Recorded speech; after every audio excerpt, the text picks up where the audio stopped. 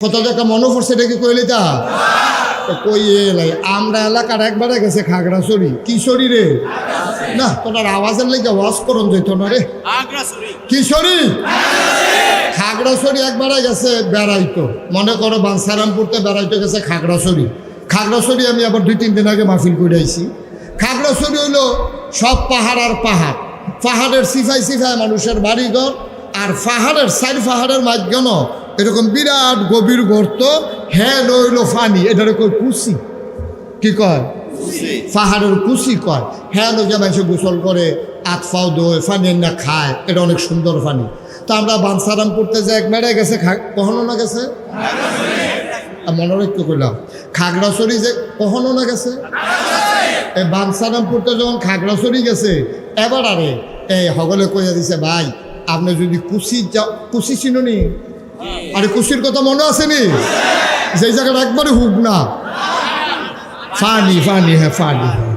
তো কইছে যে ভাই আপনি যদি কুচির যাওয়ান লাগে দিনও যাইয়েন মাগরিবের পরে কুচির মধ্যে বন্যা আতিয়াইলে তখন মানুষ ফেলে ভাড়া দিয়া কি মারে না কি করে কি ভাড়া দেয় আর কি, হ্যাঁ তো ভাড়া দেয়। এটা অন্ত মানুষ তো আর হাতির ভাড়া সহ্য করতে পারে, তো এমনি তো মরে যায় ভাই আপনি বললাম সন্ধ্যার পরে আর যাইয়েন না। হ্যাঁ বেড়ায় একদিন খাম করতে করতে একটু ওখানে সন্ধ্যা গন হয়ে উঠছে, হ্যাঁ বেড়া প্রত্যেক দিন কি আর রাতি হইব এই কথা মনে করে এবার সন্ধ্যার আগে দিয়ে যখন গেছে তখন মাথার ভিতরে কি ঘোড়া ঘুরতে আছে না হাতি ঘুরতে আছে, এবার মাথার ভিতরে ঘুরতে আছে, তারা দিন না করলো আমি যে আইয়া বললাম আবার নিয়ে আতি আইয়া পড়ে মনের ভিতরে তো খালি আতিটা ঘুরতে আছে, এর ভিতরে দিয়ে আবার আত্মার দিয়ে যখন ঘুরতে আছে দেখে যে মাথার উপরে দেখে আতি খেয়ে রইছে, ও মা গো করলে আসছিলাম যে ফেহে ফানিয়ে ফুড়ে বেহুশ।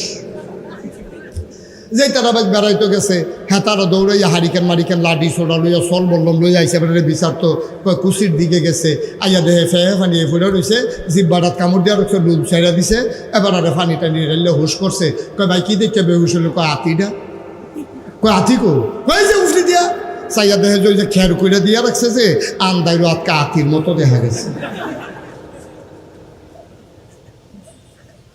এইটা দেখে আবার বেহুশ হয়েছে। এখন যেই কথা মনে আছে নি যেই কথাটা কইতাম ইসলাম, এখন এই মাতার এই যখন এই টাকা আমরা তো জ্ঞান কম এমনি না হুডুর করো দহানো বইলে মনে এবারের মতো বুঝুন না নাই তুল্লা দিলে আগে পড়া চিন্তা না কিতাব তুল্লা দিলে এটা মাইকে কম যেত না ঠিক কিনা কম আলাপও লাগাই দিয়ে দেখবেন মাতাল করে লাইতে আছে, যদি কোনো গুসলের কয় ফরজ কবে বলে লুঙ্গিওয়ালা না আইতে আসি ঠিক কিনা কম তা তো আলাপ না। এখন ইসলামের বিরোধিতা 2 নম্বরে করছে গরিবে না টেহাওয়ালা, টাকাওয়ালারা বিরোধিতা করছে ওই যে জাকাত। আমরা তো আহল আমরা তো বুঝতেছি টেহা নিজে গেটে আছে, আল্লাহ তো সকলের চিন্তা করন লাগে। ও সহজ করে কই এখন ধনীতে 100 টাকা বছরে 2.5 টাকা বার করে লাগবে, এই 2.5 টাকা বার করে বছরে 100 টাকায় 2.5 টাকা করে বার করিয়া এই টাকাটি জমাইয়া যারা গরিব তারারে আবার গাই কিনা দিব, ঘর তুল্লা দিব, দহান দিয়া দিব, তারা আবার সুবহানাল্লাহ কয় না রে। এই ইসলামের বিধানটা এত সহজ একটা বিধান, আমরা তারা এটা মানে না, কয় না না না না আমি কামাই করে টেহা করছি আমি এবার টেহা দেন করতাম, কিন্তু এটা যে কত সুন্দর বিধান ছিল আরো সহজ করে কইতে আছি। একবার আর হাই প্রেশার, কি প্রেশার হাই প্রেশার কারে কয় যার শৈল রক্ত নাই, হাই প্রেশার কি রক্ত কম না বেশি রে ফাড়ে এটারে কয় হাই প্রেশার। একবার রইল হাই প্রেশার, আরেকবার রইল রক্ত শূন্যতা। হাই প্রেশার হইল জাকাত যে বেড়ায় দেউন না, জাকাত যে বেড়ায় দিব এবারায় মনে করো হাই প্রেশার, অন হাই প্রেশারের গায়ের ভিতরে রক্ত কম না বেশি, তোমরার বিবেকে কি কয় যার শৈল রক্ত তারে আরো 2 বোতল রক্ত দেওন নাকি 2 বোতল রক্ত খুলন এই বুঝালো শুধু মশাল্লাহ। তাইলে যার গাও রক্ত বেশি হাই প্রেশার তারতে 2 বোতল রক্ত খুললা লাইলে তার হাই প্রেশার থাকবো না কমবো? এখন এই রক্ত কিতা করো, এই রক্ত হইল এই যে আমরা দেশের রাজনীতিবিদরা গরিব মিসকিনের লেগে যায় আইছিল, এটি তো খাইয়া বইয়া রইছে, খাবি খা হগিন্নি বেনের লেগে বিস্কুট আইছে, হ্যাঁ বিস্কুট হাতে খাইয়া বইয়া রইছে। এখন এই যে অগ্নি বেডির শৈল রক্ত নাই, আর হেবিডিকে রক্ত ফাড়ে ফাড়ে, এখন ফাড়ে ফাড়ে দিকে হেবিডিতে 2 বোতল রক্ত খুলছেন, আর এই রক্তটা এখন কি নদীত ফালাই দেওয়ার নাকি যার রক্ত কম তারে দেওয়ার? তাইলে যার রক্ত নাই, যার রক্ত বেশি, যার রক্ত বেশি তারতে 2 বোতল খুলন, যার রক্ত কম মাথা ঘুরায়, বোয়াতে উঠলে দইরা উডন লাগে, আর নইলে ফইরা যায় এবিডিরে ওই হে বেশি 2 বোতল রক্ত যদি দিয়া দেওয়া যায়, এবিডির রক্ত শূন্যতা দূর হয়ে যাবে।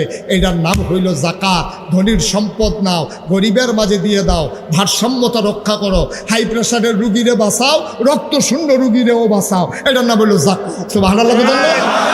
এটার নাম হইল ইসলাম।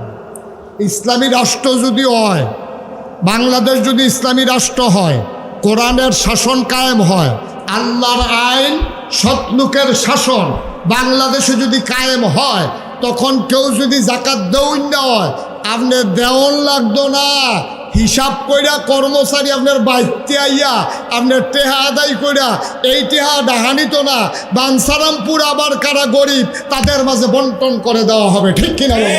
এটা কি সুবিধা না অসুবিধা? না সুবিধা কি সকলের লেগে অসুবিধা নেই, যাবার টেহা আছে হেবার যাইতে রে, হেবার তো অসুবিধে। এই তারা চিন্তা করলো ইসলাম আইলে আমরা টেহারি দিয়া লাউন লাগবো, কাম লাগলে টেহা যাও, খেলা সুন্দর হোক, আটকাও ইসলামকে।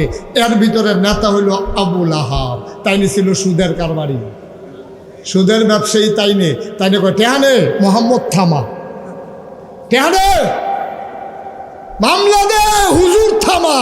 ঠিক কিনা কম? হুজুর থামা, হুজুর সব আটকা। এটি বেশি বাইরে গেছে গা। ইন্ডিয়াতে মোদি আইব, হুজুর এটা বিরোধিতা করার কি আছে? কাম লাগলে বাফের মূর্তি বানায়, হুজুর এটার বিরোধিতা করার দরকার কি? যখন ইসলামের যেখানে ইসলামের সমস্যা, ইসলামের মৌলিক বিধানের উপরে যেখানে আঘাত এসেছে, আমার দেশের আলেম ওলামা সেখানে গর্জে উঠেছে। ঠিক কিনা বলো? এই জন্য তাদের বরদাস্ত হয় নাই। কয় দল লোকেরা বিরোধিতা করছেন? একদল হলো রাষ্ট্র ক্ষমতা, 2 নম্বরে টাকাওয়ালা, 3 নম্বরে হইল ওই সময়ে যারা ধর্মীয় নেতা ছিল, তারারও তো একটা ধর্ম আছে, 360টা দেবদেবী আছে, পূজা দেবীরা ব্রাহ্মণ আছে, তো তারা হেতারা বিরোধিতা করছে। আচ্ছা, হেতারা বিরোধিতা করলো কোন দুঃখে? নবীও ধর্মের কথা কয়, হেতারাও ধর্মের কথা কয়, তো আরো নবীর লোকে মিললে না লাউনের কথা, তো হেতারা বিরোধিতা করে রে। হেতারা বিরোধিতা করার কারণ হইল প্রকৃত ইসলাম থেকে, প্রকৃত ধর্ম থেকে তারা দূরে সইরা তাদের ধর্মটারে তারা কামাই রোজগারের রাস্তা বানাই লেছে। ঠিক কিনা কম? আজও বাংলাদেশে এরকম একদল আছে নাকি না? আছে। কত আরেকটা মনে পড়ছে, এটা কইলে তা গত কয়েক বছর আগে আমরা ব্রাহ্মণবাড়িয়া সরাই কি রাই কথা কি রাই আমরা ব্রাহ্মণবাড়িয়া সরাই এই পত্রিকা তাইলে মুসলমানরা মূর্তি ভেঙ্গালায়। তো হ্যাঁ না, আমার কিছু মুরিদ আছে, তারাও আমার ফোন করে, হুজুর বাদ্য ঘুমাইতাম পারি না, ফাইখারি মামলা। এই মূর্তি এই এলাকার যত মুসলমান আছে সবার বিরুদ্ধে মামলা। তো আমি তোমরা দিয়ে এত বছর ধরে একখানো থাহ, কোনো সময় মূর্তি ভাঙাভাঙি হইল না, আমি তোমরা কতবার গেলাম, দেখলাম হিন্দু বেড়াই আমার সাহিত্য আইয়ে ওয়াজ শুনতো আইনে, তারা তোমরা শেয়ার দাও, এই খাতিরটা নষ্ট হইলো কেমনে? হুজুর এটা তো আমরাও চিন্তা কত পরে ধরছি তো। আমি কেমনে ধরছ? মূর্তিটি ভাঙ্গে কেনা, এটা নিয়ে আমরা একটা টেনশন আছি। তখন মুসলমান আমরা বইয়া বুদ্ধি করলাম, রে মূর্তিটি ভাঙ্গে গেড়া, এটা পাহারা দিয়ে ধরতে হইব। তো ওই মন্দির কালীবাড়ির উপরে, কালীগড়ের উপরে আছিল আম গাছ, আমরা মাদার নালা গুস্তিংড়ি দিয়ে দড়ি মরি টসাইড মসাইড লইয়া হ্যাঁ নই উঠটা বইয়া রয়েছি, রাইতে না ভাঙ্গে আর যা খাইবা ধরা। হুজুর যখন একটু মাইক দিয়ে তৈরি উঠছে, আমরা যখন বইয়া বইয়া পাহারা দিতেছি, দেখি যে সকলে যখন ঘুমাইয়া উঠছে, দেখি যে একটা বেড়ায় এরকম আস্তে আস্তে আস্তে আস্তে এরকম আগাইতে আছে। আমরা কইতে বোধহয় কারবারটা গড়াইব, আমরা ওখানে খেয়াল করে চাইয়া রয়েছি।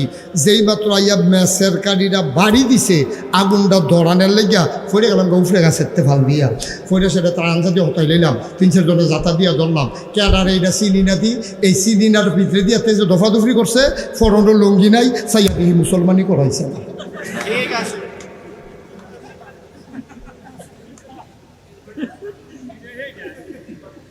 তাইলে বোঝা গেল আমরা না তারা।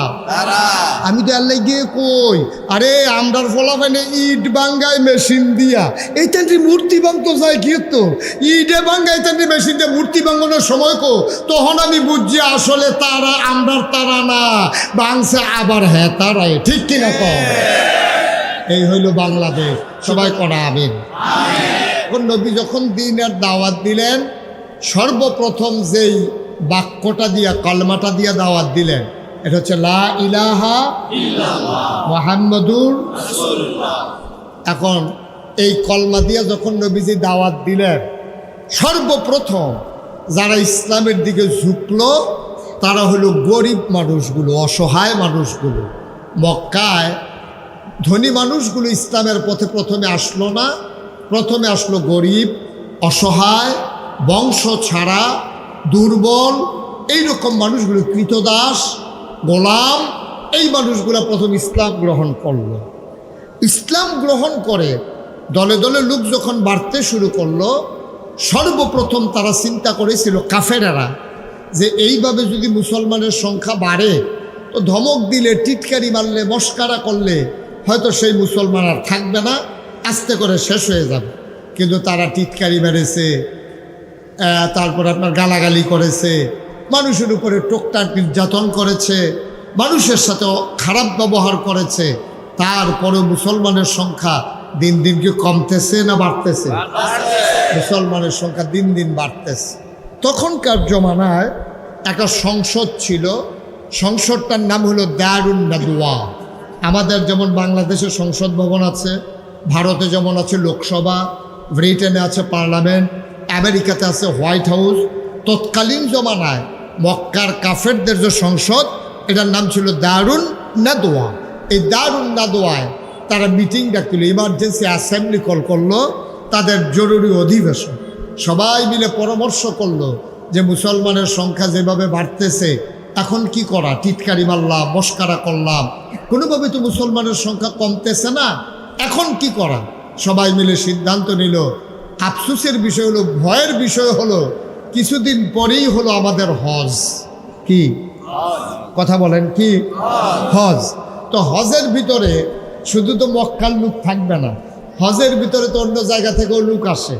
সৌদি আরবে যখন এখন হজ হয়, বাংলাদেশ থেকে লোক যায় নাকি যায় না? ইন্ডিয়া থেকে, পাকিস্তান, ইন্দোনেশিয়া, মালয়েশিয়া, সব জায়গা থেকে লোক যায়। তৎকালীন জমানায় এত দূর থেকে যেত না, কিন্তু জাজিরাতুল আরব, মক্কা ভূখণ্ডের চতুর্পার্শ্বে যারা ছিল, সিরিয়া, ইরান, ইরাক, পারস্য, তায়েফ, বিভিন্ন শহর থেকে, আবা, আল কাসিম, এই বিভিন্ন শহর থেকে মানুষ, মদিনা, দলে দলে লোক আসতো মক্কায়। মক্কায় আইসা তারা হজ করত। এখন তারা মিটিংয়ে বৈশা চিন্তা করতেছে যে আরে আগে তো নবীজি মোহাম্মদ বললে না, কি বলতে হয়? ওই একজনও তো কইলেন না মোহাম্মদ। আগে তো দিনের দাওয়াত দিছে ঘরে ঘরে, মক্কার নগরীতে। এখন যে হজ করতে বাইরের লোক আসবে, আর মোহাম্মদ যদি এই দাওয়াত দিতে থাকে, তাহলে এই ইসলাম তো আর মক্কায় থাকবে না, ইসলাম চলে যাবে সিরিয়া, ইসলাম চলে যাবে তায়েফে, ইসলাম চলে যাবে মদিনায়, ইসলাম চলে যাবে ইরাকে, ইসলাম চলে যাবে ইরানে। এটা নিয়ে তাদের মারাত্মক টেনশন। সবাই মিলে এখন চিন্তা করলো এখন কি করা যায়। এখন সবাই মিলে একটা বুদ্ধি করছে। কই কি বুদ্ধি? কই ইসলাম যেন এই মক্কার বাইরে যেতে না পারে। মক্কায় যেই যেই রাস্তা দিয়া লোকগুলা ঢুকবে, যেমন আপনাদের এই গ্রামের নাম কি? আইয়ুবপুর। এখন আইয়ুবপুর গ্রামে এই ঢুকার মতো কয়েকটা রাস্তা আছে। এখন মক্কায় ঢুকার মতো কয়েকটা রাস্তা ছিল।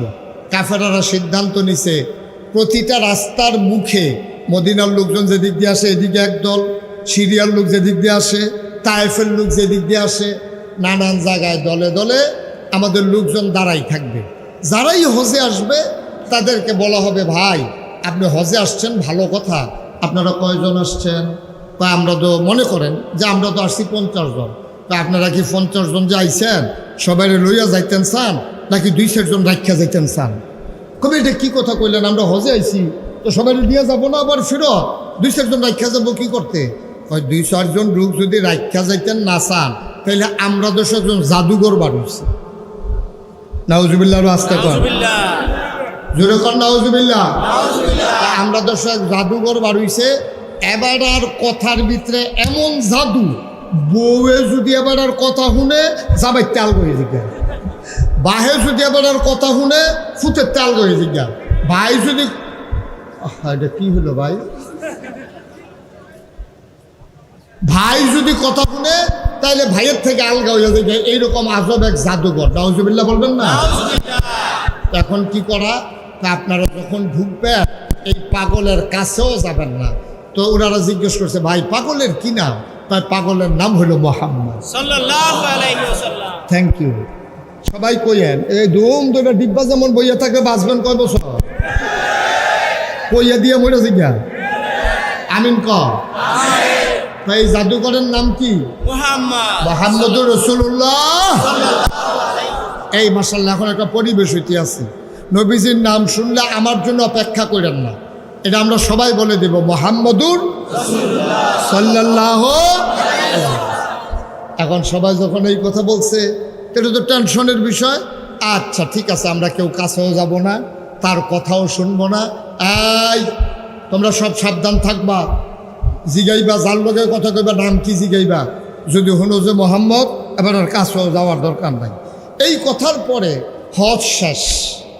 হজের কাজকর্ম যখন শেষ হয়েছে তখন একজন আরেকজনের কয়, ভাই আবার বাচ্চা আইলে না মক্কা শরীফ আইতাম, আইসি যখন ওই যে ফাগলের কথা কইছিল এক নজর দূর চাইয়া যাইতাম, আইসিও যখন ফাগলটা চাইয়া যাই আর আইনা না, সুবহানাল্লাহ বলবেন না? আর আইনা নাই, ফাগলটা দূর চাইই যাই। এই কথা কই আসে না। এখন একজন আরেকজনকে জিগা, ভাই এই যারে ফায় তারে ভাই মোহাম্মদের বাড়ি কোনটা? ভাই এই কথাটাই আর কইেন না। বাংলাদেশেও দেখবেন এখন যে মাহফিলটার ভিতরে লোক আছে, যদি এই মাহফিলটার সাইডে একটা ফাগল থাকতো দেখবেন হ্যাঁ নয় 2 গুণ লোক থাকতো, বেরিয়ে চাইতে হইল ফাগল ফাগল টেবিলে ফাগল। আবার ফাগলের কিছু সাংকেতিক চিহ্ন আছে, দেখবেন কোন ফাগল কি কইলে সেতে এইটা দেখবেন। আবার এই ফলাফাইন জানে তো হেতারে গিয়ে এটা কয়, তো হেতে একটা গালি দেয়, চিল্লান দেয়, এই জমছে আর কি খেলা। নাউজুবিল্লাহ বলতেন না? আমি এক মাহফিলে গিয়া দেখি বিরাট লোকজন, আর এই এই এই ফাগলে একটা চিল্লান দেয়। আমি ওই চিল্লান দেয় কে রে? কয় তারে গরম জিলাফি কইলেতে সেটাও গরম জিলাফি কইলে তার সাথে উঠতে যায়। টেবিলে একবার গরম জিলাফি খাইতে লিয়ে জিব্বা ফুটা লাইছে, অহন তার জিলাফি দেখলে শুনলে তার রাগ উঠতে যায়। এখন তারা মনে করলো পাগলের প্রতি একটা কিউরিসি আছে, পাগল দেখার জন্য মানুষের মনে একটা আগ্রহ আছে। এখন মদিনার যারা মুসলমান, বিভিন্ন দেশের যারা মুসলমান, তারা যারে পায় তার জায়গায়, ভাই এই মোহাম্মদ যে একটা পাগল বাড়ি গুন্ডা, আরে হ্যার কথা আর কইেন না, গরজামাই থাকে। নাউজুবিল্লাহ কইতেন না? কথা তো সত্য, কইছে একটু টিটকারি বাইরে আর কি। নবীজি তো থাকে আম্মাজান খাদিজার বাড়িতে। এখন সবাই ঘর দেখাই দিছে, সবাই মিল্লা পাগল দেখতে গেছে। যাওয়ার পরে দেখে যে একজন লোক ওই বাড়ি থেকে বের হয়ে আসতেছে, দেখে বলতে, ভাই এই বাড়িতে নাকি একজন পাগল আছে। কয় কীরকম? কয় আমরা শুনলাম এখানে একজন পাগল আছে। তো যখন দেখছে যে লোকটা আসছে, ওনার সুন্দর দাড়ি, কি সুন্দর ওনার চোখের ভ্রু, কি সুন্দর তার চোখের পাতা, কি সুন্দর তার কপাল, কি সুন্দর তার হাস, সুবহানাল্লাহ কয় না? ওনারে জিজ্ঞাসা, ভাই এই বাড়িতে এক পাগল আছে। কয় কোন বাড়িতে? কয় এই বাড়িতে। কয় পাগলের নাম কি? কয় মোহাম্মদ। কয় আমিও তো। সুবহানাল্লাহ বলবেন না? পাগলের কি নাম? কয় মোহাম্মদ। কয় আমিও তো মোহাম্মদ। কয় আপনি পাগল? সুবহানাল্লাহ বলবেন না? কারিমিয়া পাগল দেখলাম সারা জীবন চুলগুলো উস্কু খুস্কু, দাড়ির ভিতরে জট লেগে আছে, 15 বছর ধরে গুসল নাই, খাটাসের গন্ধে লগে দিয়ে আহরণ যায় না, বুতাম থাকলে 5টা এর ভিতরে আছে 2টা লাগাই রাখছে কোন ইচ্ছা করিয়া। তারপরে লুঙ্গি যায় একটা পেন্সিল, এইটাও সাইডুগুল দিয়া সিরা। এই কারবার হলো পাগলের। লোক বড় বড় মুসের কারণে ঠোঁট দেখা যায় না, আর আপনি পাগল। এখন সবাই মিল্লা কইতে আছে, আপনি যদি পাগল হন তাহলে আমরা যারা আপনারা দেখতাম আইছি আমরাও পাগল। সুবহানাল্লাহ কইতেন না? নবীজি ডাক দিয়া কই, পাগলামি যেমন তেমন পাগলামি না, এটা ইচ্ছা করলে হয়ে যাওয়া যায় না। জানা বুঝা টুজা আইয়ার এই পাগল হইতে হলে প্রথমে যে কলমা পড়তে হবে, লা ইলাহা ইল্লাল্লাহ মুহাম্মাদুর। এখন সব মিল্লা গেছে আলগা জায়গা। জিজ্ঞাসা রাখো ভাই এখন তো লোকটারে দেখলাম যে এটা তো পাগল মনে হয় না, অনুরি যেই কথাগুলো আমরা কি সবাই একমত? তো সবাই মিললে একমত হয়েছে, আমরা সবাই একমত আছি, আমরা রাজি আছি, কোনো টেনশন নাই। সবাই মিল্লা আবার নবীজির কাছে আসছে, আয়সা বলতেছে ইয়া রাসূলুল্লাহ ইয়া হাবিব আল্লাহ, সুবহানাল্লাহ বলবেন না? ও আল্লাহর নবী হাতটা বাড়িয়ে দেন দেখি। আল্লাহর নবী হাত মোবারক বাড়িয়ে দিলেন, মানুষগুলো নবীর হাতে হাত রাখলেন। সবাই মিলে নবীর দিকে তাকায় কয়, আপনার মতো সুন্দর মানুষ যদি পাগল হয়, এত সুন্দর চেহারা, এত সুন্দর যার কথা, এত সুন্দর যার হাসি, গায়ের ভিতরে জান্নাতি গন্ধ, সুবহানাল্লাহ কয় না? এই মানুষটা যদি পাগল হয়, আপনি হাতটা বাড়াইয়া কলেমা পড়াইয়া আমাদেরকেও পাগল বানাই দেয়। নবীজির সাথে সাথে পড়াই দিলেন লা ইলাহা ইল্লাল্লাহু মুহাম্মাদুর রাসূল। মহব্বতের সাথে পড়েন লা ইলাহা লা ইলাহা চিনি দেওয়া, চিনি সারা বলছিলাম, চিনি দেওয়া জোরে জোরে লা ইলাহা, আরো জোরে লা ইলাহা লা ইলাহা লা ইলাহা মাশাআল্লাহ লা ইলাহা আসমান জমিন গায়রুল্লাহ, পাহাড় পর্বত গায়রুল, আসমান জমিন গায়রুল্লাহ, পাহাড় পর্বত গায়রুল, শুধু তুমি মাবুদ এক আল্লাহ, লা ইলাহা লা ইলাহা লা ইলাহা লা ইলাহা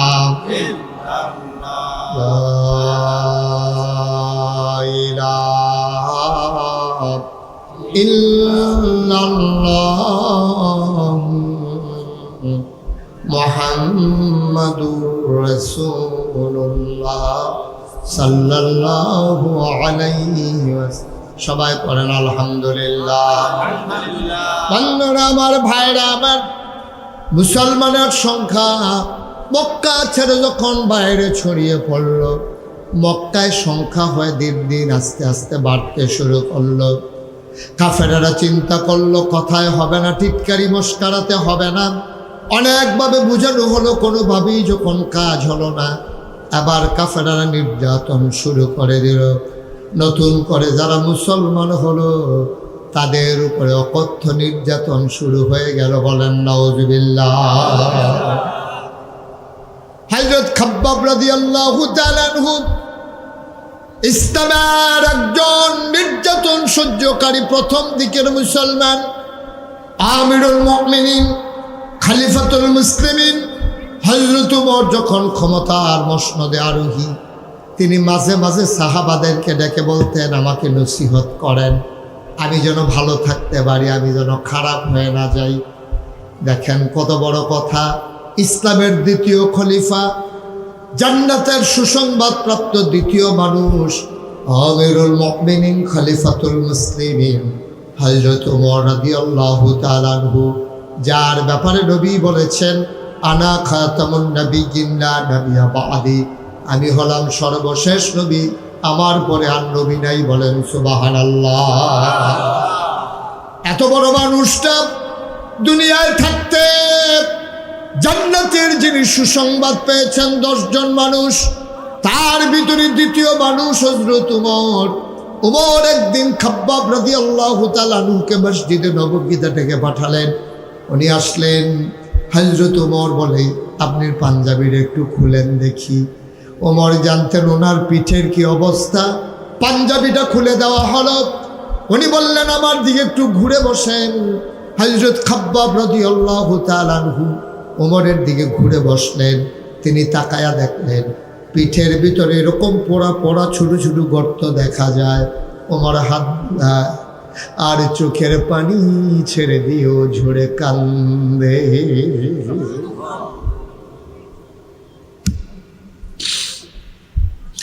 একটা মানুষের পিঠ এত অসমতল, জায়গায় জায়গায় শুধু গর্ত, আর গর্তগুলো মনে হয় কুঁচকে আছে। এটি কেমন গর্ত? হযরত ওমর হাত বুলায় গর্তের ভিতরে আঙ্গুল দেয় আর নিজে চোখের পানি ছেড়ে দিয়ে কান্দে। তিনি ডাক দিয়ে খাব্বাব, আপনার পিঠের অবস্থা এমন হলো কেমন আমাকে জানান। হযরত খাব্বাব কয়, আমার উমাইয়ার, ওই যে উমাইয়া আমার যিনি মালিক ছিল, আমি যখন এক আল্লাহ বলে ডাকতাম, আর আমার যারা ওই মালিক ছিল, আমার যিনি মনিব ছিলেন, তিনি আমাকে যখন পিটাইতেন, পিটাইতে পিটাইতে যখন রক্তাক্ত করে ফেলতেন, দিনের আলো যখন থাকতো না, তখন তিনি কতগুলো লাকড়ি আগুন ধরাইয়া কয়লা বানাইয়া জ্বলন্ত কয়লার উপরে লম্বা করে আমারে শোয়াই দিতে। জ্বলন্ত কয়লাগুলো আমার পিঠের ভিতরে ঢুকে যেত। আমি কোনো মতো পায়ের হাতের উপরে ভর দিয়া পিঠ উঁচু করতে চাইতাম। আমার মালিক বড় বড় পাথর এনে আমার পেটের উপরে, আমার বুকের উপরে চাপা দিয়া রাখতো। আর আগুনে পুড়ে পুড়ে অঙ্গারগুলা, জ্বলন্ত কয়লাগুলা গর্ত হয়ে আমার পিঠের ভিতরে ঢুকে যেত। এই সেই গো পোড়াদান। এভাবে আমি নির্যাতন সয়েছি। ওমর রাদিয়াল্লাহু তাআলা আনহু হাউমাউ করে কাঁদতেন। ওরা বেলালের উপরে আক্রমণ করলো, খাব্বাবের উপরে আক্রমণ করলো। তারা মানুষগুলো নানানভাবে যখন নির্যাতন করতেছে, আর দিনে মুসলমানের সংখ্যা বাড়তেছে, এবার আবু জেহেল টার্গেট নিলেন আমার নবীর উপরে তিনি আক্রমণ করবেন। বলেন নাউজুবিল্লাহ। আল্লাহ নবী কাবার কিনারে হেলান দিয়ে বসে আছেন। খুব খেয়াল করেন, নবীজি কাবার কিনারে হেলান দিয়ে বসে আছেন। এমন সময় এই আবু জেহেল আইসা নবীজির সাথে দাঁড়াইছে। এখন আবু জেহেলের সাথে নবীজির কোনো ঝগড়া নাই, কোনো বিবাদ নাই, টাকা পয়সার কোনো লেনদেনও নাই। তারপরে আবু জেহেল আইসা নবীরে ডাক দিয়া দাঁড় করাইছে। এখন প্রশ্ন হলো, আবু জেহেল কেন নবীকে মারতে যায়? মনে রাখবেন, গোটা পৃথিবীতে যত নবী এবং রাসূল এসেছেন, নবী এবং রাসূলরা আসার পরে নবী এবং রাসূলদের 3 দল মানুষ বিরোধিতা করেছে, এবং আমাদের যিনি নবী ওনারও বিরোধিতা করছে 3 দল মানুষ। কয় দল? কথা করা দেখি, কয় দল? 3 দল মানুষ। আকারে আদমের সময় তো আর মানুষ ছিল না, আমাদের আব্বা আদম বাচ্চা গেছে। নূহ আলাইহিস সালাম থেকে শুরু হয়েছে একেবারে ঈসা নবী পর্যন্ত 3 দল মানুষ এই নবীদের, ইসলামের, আল্লাহর বিরোধিতা করছে। আজকে এই 3 দল মানুষকে আমরা চিন্না রাহাম কেড়াই দরকার আছে নাকি নাই? এই 3 দল মানুষ কেড়া, এটা আমরার ভিতরে আছে। তখন আমি কোয়া শুরু করাম, আপনারা দেখবেন নামও কইয়ালেতে ধরবেন তে দল। এই আইতি আছে কয় দল? আরে মনোযোগ নাই রে। কয় দল? 3 দল মানুষ। ইসলামে প্রচন্ড গরম না? আমি বুঝতে পারছি, আমি কম সময়ে ছেড়ে দেবো ইনশাল্লাহ। এই যে এই 8 নম্বর যাত্রী বসো। যখন লাল কার্ড দেখা দেন তার ভাইবা ঘটনা কি যাইতে আছে, বয়া দাও, ফাউল করো না। কয় দল না? 3 দল। কথা না, কয় দল? 3 দল মানুষ নবীজির বিরোধিতা করছে। 1 নম্বরে হইল যারা তখন ক্ষমতায় ছিল। তো তখন যারা ক্ষমতায় ছিল তাদের নেতা ছিল আবু জেহেল। কি নাম? কথা না, কি নাম? তো আবু জেহেল কেন বিরোধিতা করলো? খুব খেয়াল করেন, সিহন কথা কইলে বুঝবেন। বুঝানোর ভিতরে আমি মাশাআল্লাহ খারাপ না, ভালোই। অনেকে কইছে, কই হুজুর আপনার ওয়াজ যে তারা না বুঝে তার আর ওয়াজ হুন্ডা লাভ নাই। আমি যেমন কোনা কাঞ্চি মেরে গেল যে যেরকম খাইতে পারে সেইরকম একজন একজন করে উঠতেছো কেন কি হয়েছে? চুপ করে একটু কথা শোনো। আমি এই খাউন্না আনতা যে খানা দিতাম পারি, মনে করেন দুধের বাচ্চা, তো তারে তো আর ভাত দেওয়ান যেত না, তারে ফিডারে বুড়ে দুধ দেওয়ান লাগবো। তো কোনো মতে দুধ ছাড়াইয়া মাত্র কিছু কিছু খাইতে পারে, তারে ডাইলের পানি দিয়ে কষলন দিয়ে ঠিক নিও। এরপরে যারা শক্ত খায় খাইব, অক্ষরে যারা নরম দাঁত নাই সমস্যা, কাম লাগলে বদনার ভিতরে বইটা নল দিয়া মার হাবা কানা তো একেবারে বুঝ মতো কথা লইয়া বাজ যাবেন। কয় দল না? কয় দল না? পক্ষে না বিপক্ষে? তখন একদল হইল রাষ্ট্রীয় ক্ষমতা, রাজা বাদশাহ যারা থাকে তারা 1 নম্বর ইসলামের বিরোধিতা করে, অহনো করে, আগেও করছে, লেখা রাখেন সামনের দিনও করব। ঠিক কিনা কন? কারণ যারা ক্ষমতায় যায় তারার কাছে ইসলামের চাইতে ক্ষমতা বড়। ঠিক কিনা বলো? কাম লাগলে ইসলাম বেড়াত লাগো, তারা ক্ষমতায় থাকলে সারে। যারা ইসলাম রে সাইড কইরা ক্ষমতায় থাকতে চায়, ইতিহাস প্রমাণ করেছে রান্না করা গরম ভাতও খাইয়ে যাইতে পারে না। এই হচ্ছে বাস্তবতা, এটা ইতিহাস না, অকেরে রিসেন্টলি, মানে কয়দিন আগে আর কি। ঠিক নি রে? তাইলে বোঝা গেল আপনি ইসলামের লগে দ্বন্দ্ব করে থাইকা লাইবেন, আল্লাহর মার দুনিয়ার বা। ঠিক কিনা কর? আল্লাহ যেন হেফাজত করে, সবাই কোনা আমি। নবীজি যখন দিনের দাওয়াত দেয়, আমরা এই যেমন বাংলাদেশের প্রধানমন্ত্রী, তখনকার প্রধানমন্ত্রী হলেন মনে করেন আবু জেহেল। তা আবু জেহেলে চিন্তা করলো, খুব খেয়াল করেন সিহন কথা তাই পড়ছি আমরা, আবু জেহেল চিন্তা করলো মোহাম্মদের যে কয় লা ইলাহা লা ইলাহা এর দূর থাকে না গেলেন না বাইটা আমি কয়াম লা ইলাহা শুনে করে লা ইলাহা। এই কথা মানি কি? এই কথা মানি, আপনারা কইলাম বুঝছেন না, আমি আগে বুঝতাম না, মাদ্রাসা ফরনের আগে ওখানে না বুঝি অর্থ কিতা। লা ইলাহা মানে কোনো ইলাহা, খেয়াল করেন, লা ইলাহা কোনো ইলাহা নাই। ইলাহ কারে কয়? কয় কোনো মাবুদ নাই, কোনো মাসুদ নাই, কোনো মাউজুদ নাই, কোনো মাকসুদ নাই, কোনো রিজিক দাতা নাই, কোনো হায়াত দাতা নাই, কোনো মৌত দাতা নাই, নাই বলতে কিচ্ছু নাই। সুবহানাল্লাহ বলেন না? এটা হলো লা ইলাহা। এবার ইল্লাল্লাহটা কিতা? কয় হ্যাঁ আছে একজন, তিনি কে? আল্লাহ। এখন এই কথাটা যদি হয়, তাহলে আইনদাতা নাই, বিধানদাতা নাই, রিজিক দাতা নাই, মৌত দাতা নাই, তাহলে আবু জেহেলের আইনে মক্কা চলে। আপনারা কি শুনেন না এখানে যেই ছেলেরা কথা কইলো লগে দিয়ে কি আর কোনো মানুষ নাই তার লগে দিয়া?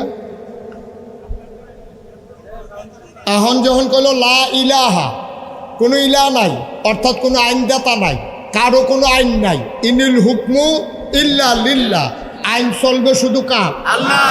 আরে বুঝছো অন্য কইেন কার? আল্লাহ। এই কথা যদি কয়, তখন আইন চলতে আছে আবু জেহেলের। নবীজি যদি আইয়া কয় আইন চলবে একমাত্র আল্লাহ, তাহলে আবু জেহেল কি আছে না গেছে রে? তো এইটা তো তোমরা এটা বুঝছো না। আবু জেহেল তো বুঝতে লিছে বটুকি না, কারণ তা তো আরবি বুঝে, তো আরবি বুঝে দেখে বুঝতে লিছে রে লা ইলাহা ইল্লাল্লাহ, তো লা ইলাহা ইল্লাল্লাহ না রে, লা ইলাহা ইল্লাল্লাহ মানে আমি আবু জেহেলের ক্ষমতা নাই। এখন আবু জেহেলের ক্ষমতা নাই, আবু জেহেল কি মোহাম্মদের পক্ষে থাকবো? না। কথা বলা পক্ষে থাকবো? যখন দেখছে বাংলাদেশে যারা ইসলামকে কায়েম করতে চায়, বাংলাদেশে যারা ভারতের আধিপত্য মেনে নেয় না, যারা বলে আইন চলবে একমাত্র আল্লাহর, ঘুম হত্যা সন্ত্রাস করে ক্ষমতায় থাকা যাবে না, ওই ইসলামী মানুষগুলো আলেম ওলামাগুলো যখন ওই তাদের বিরুদ্ধে দাঁড়িয়ে গেল, তারা চিন্তা করলো ক্ষমতার বিরুদ্ধে একমাত্র শক্তি হলো আলেম ওলামা, সুতরাং আলেম ওলামাকে থামিয়ে দাও। ঠিক কিনা বলো? এই জন্য আমরা দেখেছি ওই 13ই শাপলা চত্বরের ঘটনা ঘটেছে। এই বাংলাদেশে সন্ত্রাসী, লুটতরাজকারী, জানাকারী, ডাকাত, চুর, বদমাইশ যারা রডের বদলে, এই রডের বদলে ব্রিজও বাস দেয়, কন্ট্রাক্টারির নামে আঙ্গুল ফুল্লা কলা গাছ হয়, নির্বাচনের আগে গাছ ধরে খেলুই থাকে, ফাঁস করণের পরে তারে কাটলে ফুরাটা গেলাম খাওয়ান যাবো। ঠিক নি রে? এই মানুষটি যখন দেখলো, আরে এই হুজুর এটা ইমাম দিনের না দিনে খায়, তারপরে গিয়া কি কয় জানাজার কাফনের কাপড় উফুরলে বউয়ের লেগে ব্লাউজ বানাইলায়, তারপরে গিয়া এই মুর্দারে গোসল করাইয়া সাবানটা হুজুরে দিয়া দেয়, আর এই হুজুরটা দিয়ে আমরা উফরে দিয়া কথা কয়। যখন দেখছে যে ওলামায়ে কেরাম এই দেশে স্বাধীনভাবে রাষ্ট্র ক্ষমতা পরিচালনা করতে গেলে ওলামায়ে কেরামদেরকে নামাইতে হবে, তখন এই বাংলাদেশের রাষ্ট্রীয় ক্ষমতায় মসনদে যারা আসীন আছে, সন্ত্রাসী, ডাকাত, চোর, বদমাইশ, শার্টের বোতাম খুলে বাজারে হাঁটে, তাদেরকে পুলিশ দেখে না, অথচ বাংলাদেশের জেলখানাগুলো আমার আলেম ওলামা দিয়ে ভরে গেছে। ঠিক কিনা বলুন? আমরা সেই দিন বলেছিলাম, আমরা বিশ্বাস করি দিন মানতে গেলে মামলা হবে, হামলা হবে, জেল জুলুম নির্যাতন হবে, প্রয়োজনে জীবন দেওয়া যাবে, ইমান দেওয়া যাবে না। বাদশাহপুরের মানুষ রাজি আছো কিনা?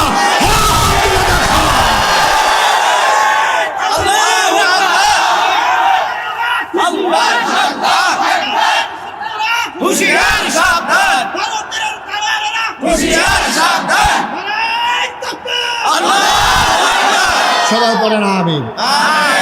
এই রাজ্য নতুন না, আবু জেহেলে বাড়াইয়া অসভ্য, এই অসভ্য এই কাম শুরু করছে নবীজির উপরে। নবীজি বইয়া রয়েছে, কত মনে আছে নিও? কয় দল না? আবু জাহেল ক্ষমতায়, তখন দেখছে যে নবীজি যখন আসল বাধা, তখন কয় মাইরা লাইলে ভালো হইব। তখন নবীজি বসে রয়েছে কাবা, কত মনে আছে নিও? কাবা ঘরে হেলান দিয়া নবীজি বইয়া রয়েছে, আবু জেহেলে আস্তে করে টিপা টিপা টিপা টিপা টিপা টিপা তা আইসে নবীজির কাছে, আইয়া দেখে সাইডুগুল যা কোনো মানুষজন নাই, না দেখাতে সাইডো ফেল চাইয়া যখন দেখছে যে কোনো মানুষজন নাই, নবীজির কাছে আইয়া সেরা কে আসনি বালা কইয়া সেরা, নবীজি তো সরল বিশ্বাসে বইয়া রয়েছে, হাতে গায়ের চাদরটা খুললা নবীজির গলার ভিতরে একটা ফেস দিয়া নবীজিরে ফাঁসি খাওয়াইয়া, নবীর চোখগুলা মনে হয় বেরো হয়ে যাবে, গালগুলো হয়ে গেছে লাল, নবীজি কানতে কানতে এইরকম কোনো মতো সুইটটা, তারপরে বাইতেছে, বাইতেইয়া কান্নাকাটি শুরু করছে, বাইতেইয়া কানতে আছে, নবীজি চুপ করে বসে আছে, কেউ তার কোনো কথা কয় না। এর ভিতরে নবীর চাচা ছিল আমির হামজা, সুবহানাল্লাহ কইতেন না? নবীর আমির হামজা, নবীর চাচা, এবারে আবার শিকারিওয়ালা আছিল, হরিণ শিকার করত, তারপরে রাজহাঁস শিকার করত। এবারে এই কাবাগরের কাছে দায়িত্ব লইছে পরে এক বেরিস এক ভিক্ষুক মহিলা, এক কাজের মহিলা দেখে সেটা আমির হামজারের সামনে দিয়া দাঁড়াইছে, দাঁড়াইয়া কয়, মোহাম্মদ তোমার কি হয়? কয় আমার বাতিজা। কয় কি আর তোমার বাতিজা, তোমরা রক্তের কোনো টান আছে? কেমনে সেত্তর লোন লাগবে শিক্ষা লাইছে ভালো আর কি? কয় কি কও? আমার বাতিজা একটা ফুলের টোহা দিয়া মক্কায় কেউ থাকবো, কয় ফুলের টোহা তোমার বাতিজা তো মাইরে এলে তুলেছিল, কয় কেড়াইরা? আবু জেহেল করতে গিয়ে কেউ হনো হনো গিয়া দেখে যে কাবা ঘরের সামনে দাঁড়াই রয়েছে। আবু জেহেলে মনে করছে নবীজির গায়ে আঘাত করার কারণে আমির হামজা খুশি হবে, কিন্তু রক্তের টান, বাপ নাই ভাতিজা, ভাতিজার লাগে কলজা বড় মায়া, গিয়া সেটা কয়, আবু জাহেল ইয়া ইয়া শুনলাম তুমি বলে আমরা মোহাম্মদের উফরে চাদর দিয়ে একটা গলাত ফেস দিছিলাম, কথাটা কি সত্য? দিছিলাম তো, মনে তো করছিলাম মাইরে এলাইতাম ফারাম, ফারলাম না তো। এই কথা কইয়া সেরা যখন নবীজি এই কথা যখন বলছে, ওনার পিঠের ভিতরে ছিল তীর ধনুক, ধনুকটারে টান দিয়া বার কইরা একটা ফিটা দিছে, ফিটালার লগে সেরেত কইরা রক্ত ছুটটা এত উঠা দিছে দৌড়। সুবহানাল্লাহ, সুবহানাল্লাহ কনা দি, জোরে কনা দি সুবহানাল্লাহ। আবু জেহেলে ফিডা খাইয়া যখন দৌড় দিছে, আমির হামজা দৌড়ে বাইতেছে, হিসাবে বাদিয়া কান্দির চাকারবার গড়াই লেছি, কান্দাকান্দি দরকার নাই, ঘটনা গড়াই লেছি, তোমারে দিছিল চাদর ধরে টান আর মাথা ফাটাইয়া ইয়া পড়ছি। আল্লাহর নবী, সুবহানাল্লাহ বলবেন না? কি নবী রে এটা? কি নবী এটা? আল্লাহর নবী চোখের পানি ছেড়ে দিলেন চাচাকে দেখে, চাচা জড়াইয়া ধরলেন, মাথাটারে বুকের ভিতরে নিয়ে কপালে চুমু খায়। আমির হামজা ডাক দেয়া কয়, ভাতিজা আমি প্রতিশোধ নিয়েছি, তুমি খুশি হয়ে যাও। আল্লাহর নবী চোখের পানি ছাড়া আর কান্দে, কয় চাচা আপনার এই প্রতিশোধে আমি খুশি হইতে পারি নাই, আপনি কার মাথা ফাটাইছেন এটা আমার দেখার বিষয় না, কার মাথা ফাটলো কার মাথা গেল এতে আমার কিছু আসে যায় না। আমির হামজা ডাক দেয়া কয়, ভাতিজা তোমার মায়ের প্রতিশোধ নিলাম। আমি তো প্রতিশোধ নেওয়ার জন্য দুনিয়াতে আসি নাই। কয় তাইলে কি করলে তুমি খুশি হবা? আল্লাহর নবী কয় যদি আপনি কলমাটা পড়ে ফেলেন আমি খুশি হয়ে যাব। আমির হামজা কয় ভাতিজা আমার, তোমার মনের খুশির জন্য আজকে যা করা দরকার আমি তাই করতে প্রস্তুত।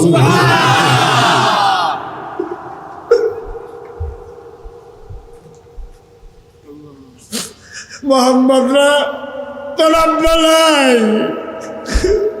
জন্মের আগেই তুই আব্বা হারাইছস, 6 বছর বয়সে মা হারাইছস, 9 বছর বয়সে তোর দাদাও হারাইছস। আমরা তোর জন্য কিচ্ছু করতে পারি নাই। তোর গায়ে আঘাত করেছেন, আমার কলিজা মানে নাই, আমি আবু জাহেলকে ছাড়ি নাই। আল্লাহ নবী কয় চাচা আমি তো এতে খুশি হব না, আপনি দয়া করে কলমাটা পড়লে আমি খুশি হই। আল্লাহ নবী যখন চোখের পানি ছেড়ে দিলেন, আমির হামজা একটা সেকেন্ড দেরি করলেন না। ভাতিজার হাত ধরে চোখে চোখ রেখে তিনি মুচকি হেসে পড়ে নিলেন লা ইলাহা ইল্লাল্লাহু মুহাম্মাদুর রাসূলুল্লাহ সাল্লাল্লাহু আলাইহি ওয়াসাল্লাম। কয় দল? সচেতন শ্রোতা কয় দল? একদল হলো যারা ক্ষমতায় থাকে, যুগে যুগে তারা ইসলামের দুশ্মনী করেছে বেশি। মসজিদের মিম্বারগুলোতে ইমামদেরকে কথা বলতে দেয় নাই, ঠিক কিনা কয়? মসজিদে কি একটা বেড়াগিরি, হ্যাঁ রে, মসজিদে ইমামরে কথা কইতে দেয় না, মাদ্রাসার ভিতরে শিক্ষকরে শিক্ষক করতে দেয় না। মনে হয় যেন সব কিছু এমনভাবে মনে হয় যেন তারা ছাড়ার দুনিয়াতে মানুষ নাই। মনে রাখবা, এইভাবে বিরোধিতা করে, এইভাবে শক্তি প্রয়োগ করে কারো মনের ভিতরে জায়গা নেওয়া যায় না, ঠিক কিনা?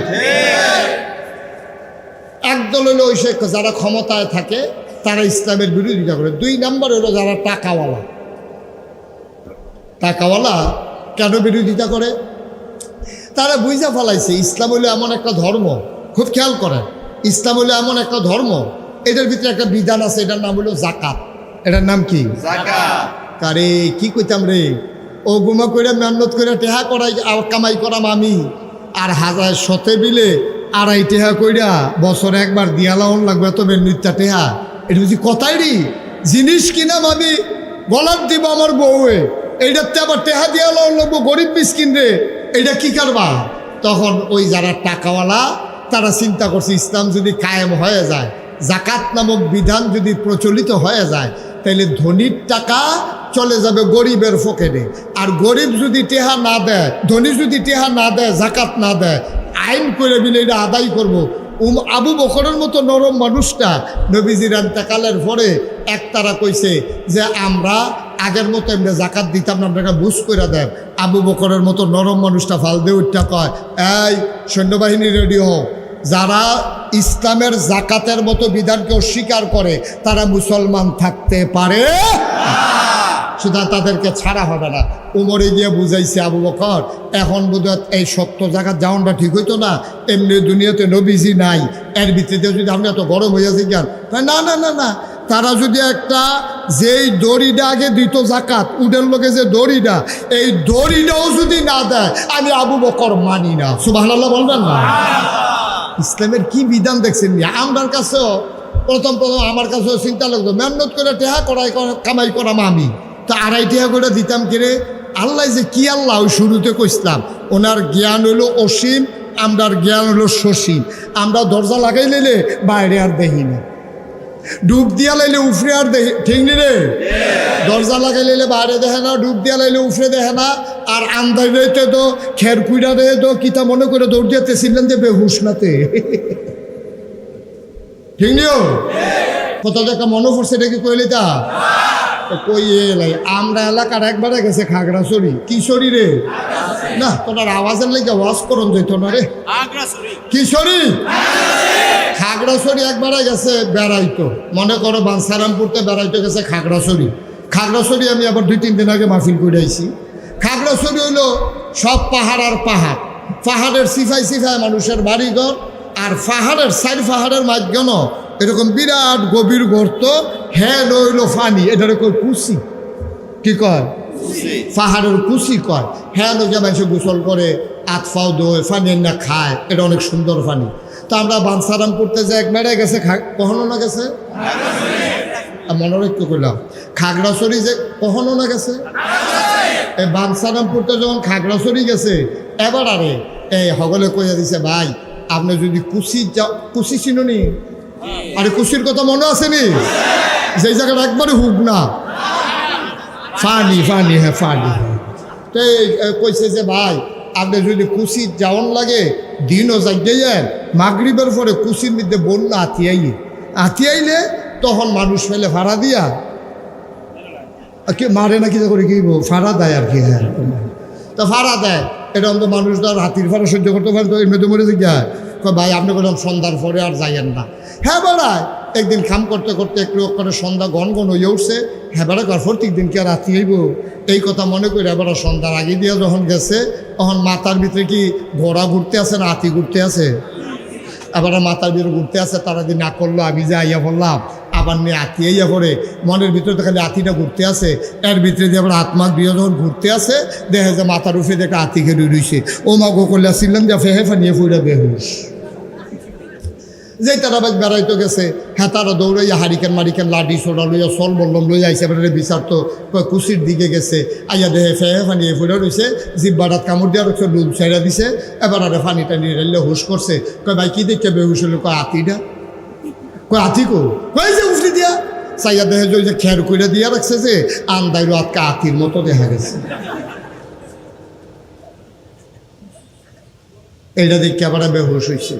এখন যেই কথা মনে আসেনি, যেই কথাটা কইতাম ইসলাম, এখন এই মাতার এই যখন এই টাকা, আমরা তো জ্ঞান কম, আমরা তো জ্ঞান কম, এমনি না হুডুর হুডু করো, যখনও বললে মনে হয় এবারের মতো বুঝুন না, নাই তুল্লা দিলে আগে কোনো চিন্তা না, কিতা তুল্লা দিলে এটা মাইকে কম যেত না,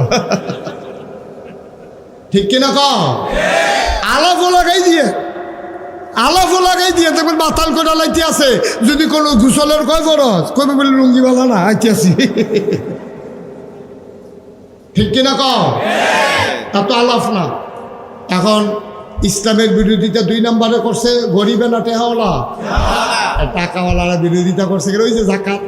আমরা তো আহল ক, আমরা তো বুঝতেছি টেহা নিজে গেটে আছে, আল্লাহ তো সকলের চিন্তা করন লাগে। ও সহজ করে কই, এখন ধনীতে 100 টাকা বছরে 2.5 টাকা বার করে লাগবে, এই 2.5 টাকা বার করে বছরে 100 টাকায় 2.5 টাকা করে বার করিয়া এই টাকাটি জমাইয়া যারা গরিব তারারে আবার গাই কিনা দিব, ঘর তুল্লা দিব, দোহান দিয়া দিব, তারা আবার সুবহানাল্লাহ কয় না রে। এই ইসলামের বিধানটা এত সহজ একটা বিধান, আমরা তারা এটা মানে না, কয় না না না না আমি কামাই করে টেহা করছি, আমি এখন টেহা দেন করতাম, কিন্তু এটা যে কত সুন্দর বিধান ছিল, আরো সহজ করে কইতে আছি। একবার আর হাই প্রেশার, কি প্রেশার, হাই প্রেশার কারে কয়, যার শরীরে রক্ত নাই, হাই প্রেশার কি রক্ত কম না বেশি রে, ফাড়ে ফাড়ে, এটারে কয় হাই প্রেশার। একবার রইল হাই প্রেশার, আরেকবার রইল রক্ত শূন্যতা। হাই প্রেশার হইল জাকাত যে বেড়ায় দেউন না, জাকাত যে বেড়ায় দিব এবারায় মনে করো হাই প্রেশার, অন হাই প্রেশারের গায়ের ভিতরে রক্ত কম না বেশি, তোমরা বিবেকে কি কয়, যার শৈল রক্ত তারে আরো 2 বোতল রক্ত দেওন নাকি 2 বোতল রক্ত খুলন, খুলন, এ বুঝা লইছো তো মশাল্লাহ। তাইলে যার গাও রক্ত বেশি হাই প্রেশার, তারতে 2 বোতল রক্ত খুললা লাইলে তার হাই প্রেশার থাকবো না কমবো। এখন এই রক্ত কিতা করো, এই রক্ত হইল এই যে আমরা দেশের রাজনীতিবিদরা গরিব মিসকিনের লেগে যায় আইছিল, এটি তো খাইয়া বইয়া রইছে, কাবি খা খাবি খা, হগিন্নি বেনির লেগে বিস্কুট আইছে, হ্যাঁ বিস্কুট হাতে খাইয়া বইয়া রইছে। এখন এই যে হগিন্নি বেডির শৈল রক্ত নাই, আর হেবিডি গিয়ে রক্ত ফাড়ে ফাড়ে, এখন ফাড়ে ফাড়ে দিকে হেবিডিতে 2 বোতল রক্ত খুলছেন, আর এই রক্তটা এখন কি নদীত ফালাই দেওয়ার নাকি যার রক্ত কম তারে দেওয়ার, তাইলে যার রক্ত নাই, যার রক্ত বেশি, যার রক্ত বেশি তারতে 2 বোতল খুলন, যার রক্ত কম মাথা ঘুরায় বোয়াতে উঠলে দইরা উডন লাগে আর নইলে ফইরা যায় এবিডিরে ওই হেই বেশি দুই বোতল রক্ত যদি দিয়া দেওয়া যায় এবিডির রক্ত শূন্যতা দূর হয়ে যাবে।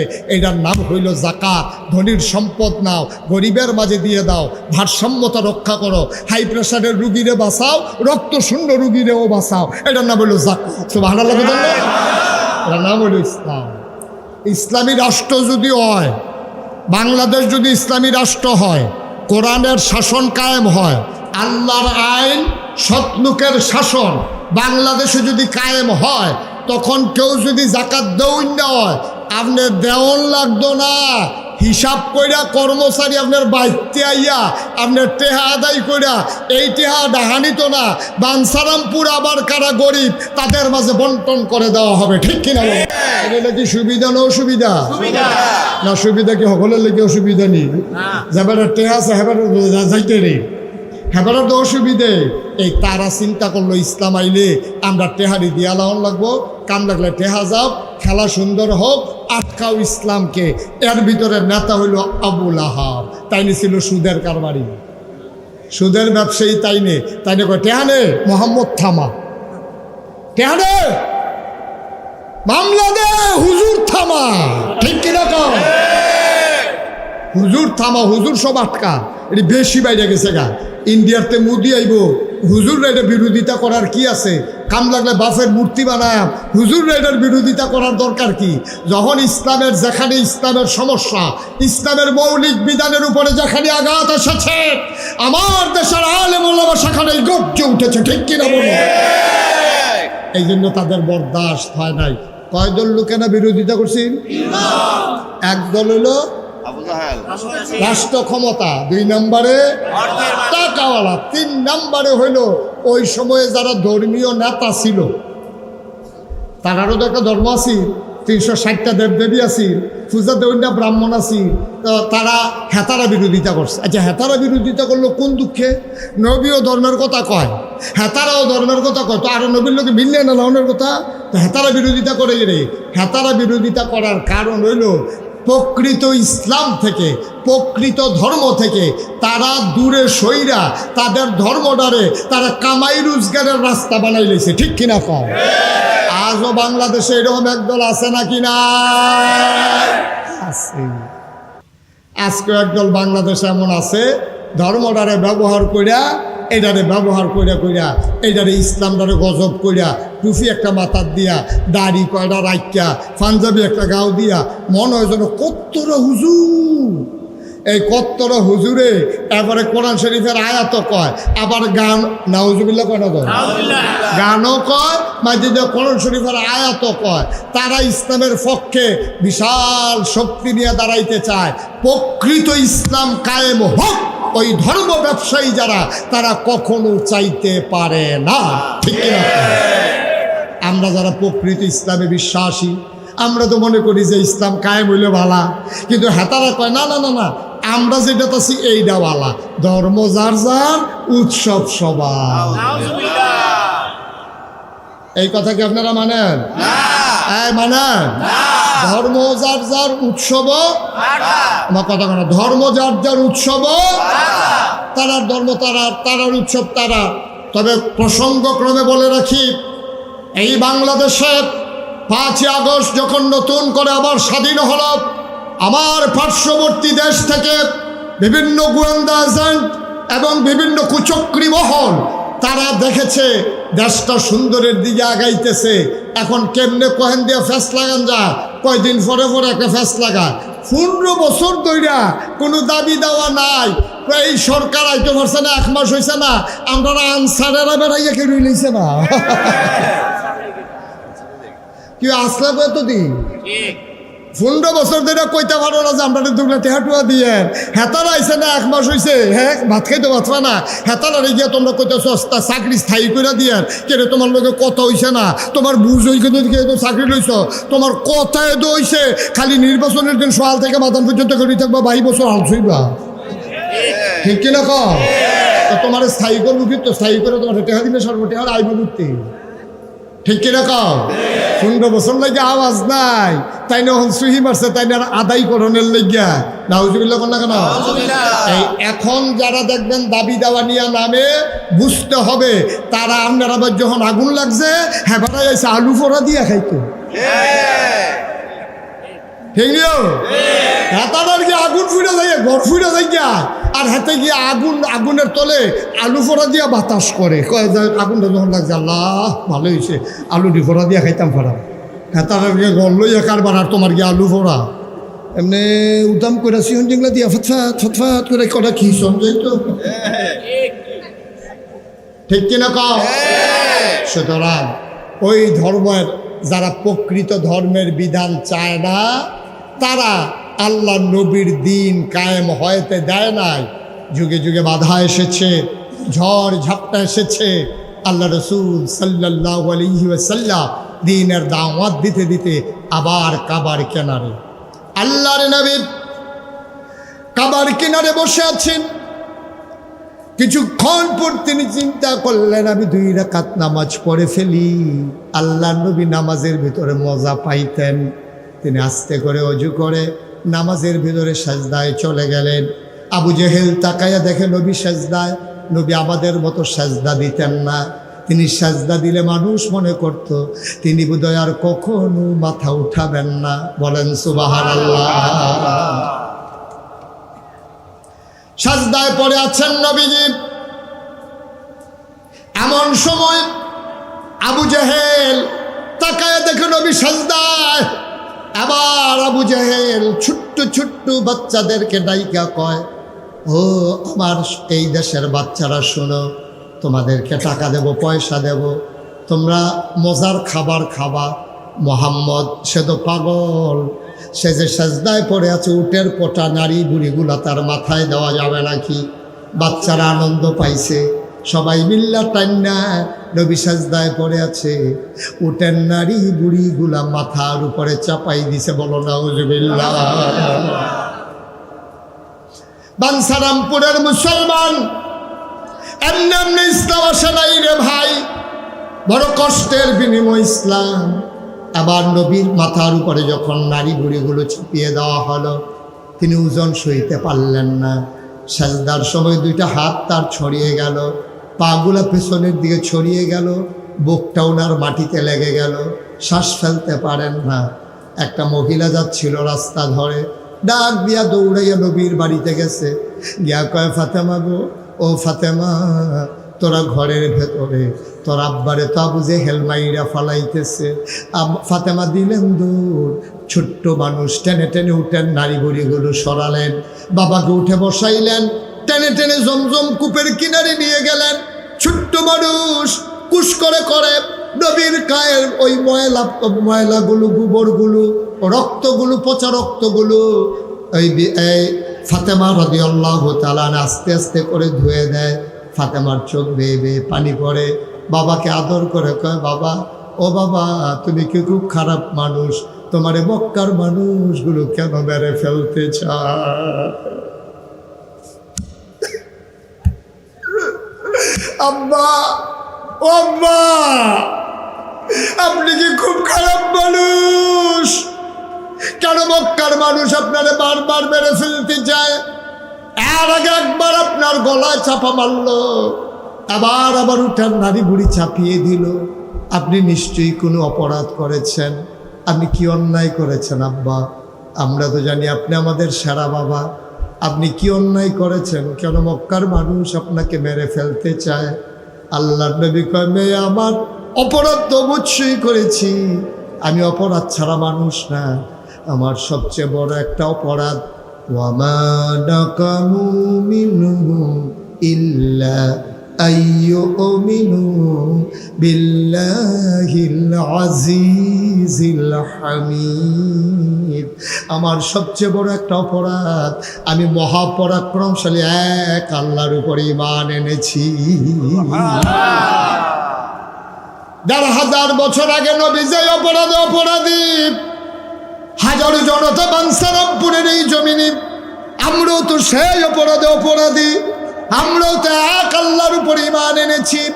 সুতরাং কোনো সমস্যা নাই, কোনো ভয় নাই। ইসলামের নামে আসা নাই দুনিয়াতে। এপথ কখনো কুসুমাস্তীর্ণ নয়, এপথ কণ্টকাকীর্ণ। আসো সবাই মিলে এগিয়ে যাই, সবাই মিলে সোনার একটা দেশ গড়ি। এই দেশের ভিতরে সংখ্যালঘু সংখ্যাগরিষ্ঠ নাই, হিন্দু হোক, বৌদ্ধ হোক, খ্রিস্টান হোক, আর ইহুদি হোক, আর মুসলমান হোক, এই দেশে যারাই বাস করবে আমরা সবাই মিলে বাংলাদেশি, ঠিক কিনা? সুতরাং সামনে দুর্গাপূজা আসতেছে, সাবধান। এই দুর্গাপূজাগুলোতে মুসলমানরা প্রয়োজনে শিফটিং ডিউটি করে পাহারা দিতে হবে, যেন কোনোভাবেই কোনো কুচক্রী ওই মন্দিরগুলোতে আগুন, মূর্তিগুলো ভেঙে আমাদের ভাবমূর্তি নষ্ট না করতে পারে। কারণ ভারতের মিডিয়াগুলো তাকিয়ে আছে, দুর্গাপূজা আসতেছে, মুসলমান যে কুদ্দুর বালা মানুষ, পূজার সময় দেখা যাব যে এই তারায় পূজার ভিতরে আইয়া সেটা রাইতের সময় মূর্তি ভাঙ্গা একটা ফ্যাস লাগাইয়া ভাঙ্গে যদি একটা 2-3টা সৈন্য বাড়াইয়া ভারতের পত্রিকায় কইব 1000 মন্দির ভাঙ্গা তুষ, ঠিক রাখা একটা বাংলা এটারে 1000 বানাইব। সুতরাং আমরা যারা মুসলমানের সন্তান, এই দেশটাকে আমরা মর্মে উপলব্ধি করি, আমরা যারা বক্ষে ধারণ করেছি দেশের মায়া, আমাদেরকে মনে রাখতে হবে মূর্তি এই দুর্গা পূজার সময় কোনো কুচুক্রি যেন ওই মন্দিরে আর পূজা মণ্ডপে হামলা করতে না পারে। এই ব্যাপারে আমরাই হচ্ছে অতন্ত্র প্রহরী, ঠিক কিনা বলো? আমরা সোজা ওলামায়ে কেরাম মসজিদের খুতবার ভিতরে এই কথাটা বলবেন। ওলামায়ে কেরাম ওই মন্দিরগুলোর সামনে প্রয়োজনে পাহারা বসাবেন, মুসল্লিদেরকে বলে দেবেন যে যেন কোনো কেউ যেন এটার উপরে আক্রমণ করতে না পারে। তবে আশ্চর্যের বিষয় হলো, বেড়ায় যদি ক্ষেত খাইয়া লায়, এই ক্ষেত রাখবো কেমনি? এখন মন্দির যদি, পূজার মণ্ডপ যদি, আর মূর্তি যদি তারা ভাঙে, এইটা কি তা কখন? ঠিক কিনা খাও? কত আরেকটা মনে পড়ছে, এটা কইলে তা কত কয়েক বছর আগে আমরা ব্রাহ্মণবাড়িয়া সরাই কি রাইন কথা কি রাইন আমরা ব্রাহ্মণবাড়িয়া সরাই এই পত্রিকা তাই না মুসলমানরা মূর্তি ভেঙে লায়। তো হ্যাঁ না, আমার কিছু মুরিদ আছে, তারাও আমার ফোন করে, হুজুর বাদ্য ঘুমাইতাম পারি না, ফাইখারি মামলা। এই মূর্তি এই এলাকার যত মুসলমান আছে সবার বিরুদ্ধে মামলা। তো আমি তোমরা যে এত বছর ধরে একখানো থাহ, কোনো সময় মূর্তি ভাঙাভাঙি হইল না, আমি তোমরা কতবার গেলাম, দেখলাম হিন্দু বেড়াই আমার সাহিত্য আইয়ে ওয়াজ শুনতো আইনে, তারা তোমরা শেয়ার দাও, এই খাতিরটা নষ্ট হইলো কেমনে? হুজুর এটা তো আমরাও চিন্তা কত পরে ধরছি তো। আমি কেমনে ধরছ? মূর্তিটি ভাঙ্গে কারা, এটা নিয়ে আমরা একটা টেনশন আছি। তখন মুসলমান আমরা বইয়া বুদ্ধি করলাম, রে মূর্তিটি ভাঙ্গে কারা, এটা পাহারা দিয়ে ধরতে হইব। তো ওই মন্দির কালীবাড়ির উপরে, কালীগড়ের উপরে আছিল আম গাছ, আমরা মাদার নালা গুস্তিংড়ি দিয়ে দড়ি মরি টসার মশাই লইয়া হ্যাঁ নগি উঠটা বইয়া রয়েছি, রাইতে না ভাঙ্গে আর যা খাইবা ধরা।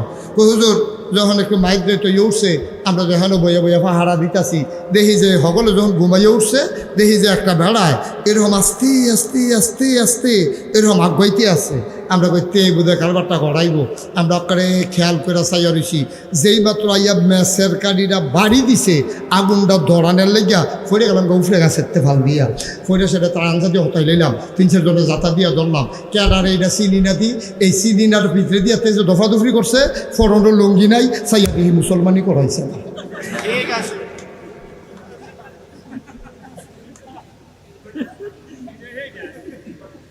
তইলে বোঝা গেল আমরা না তারা।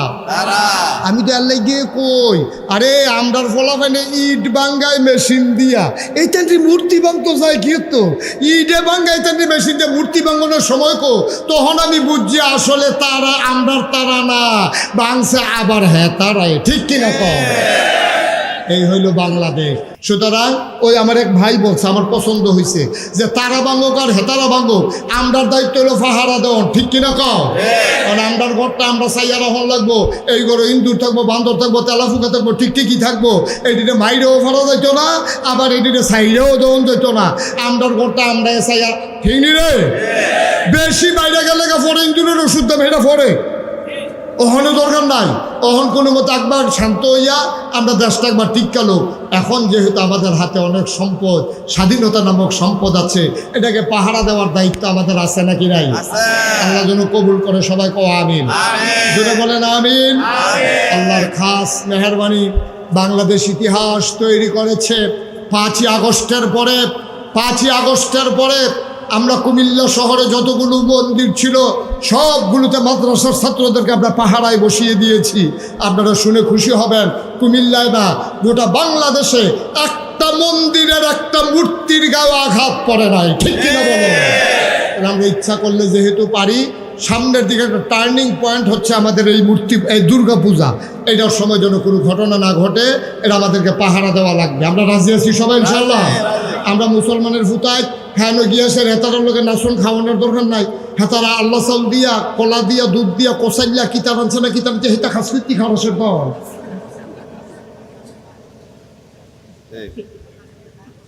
এটা আল্লাহ সালমান খাওয়ার জন্য ফ্যাট খারাপ করানোর লাইন এসে দেখ আমরা খিচুড়ি ডানতে খাইতে মনে করলে মারে কইলে তো সেটা বিটি খাই রান্না দিব, তোরা খাইয়া লাগবি দেশি মুরগা দিয়া।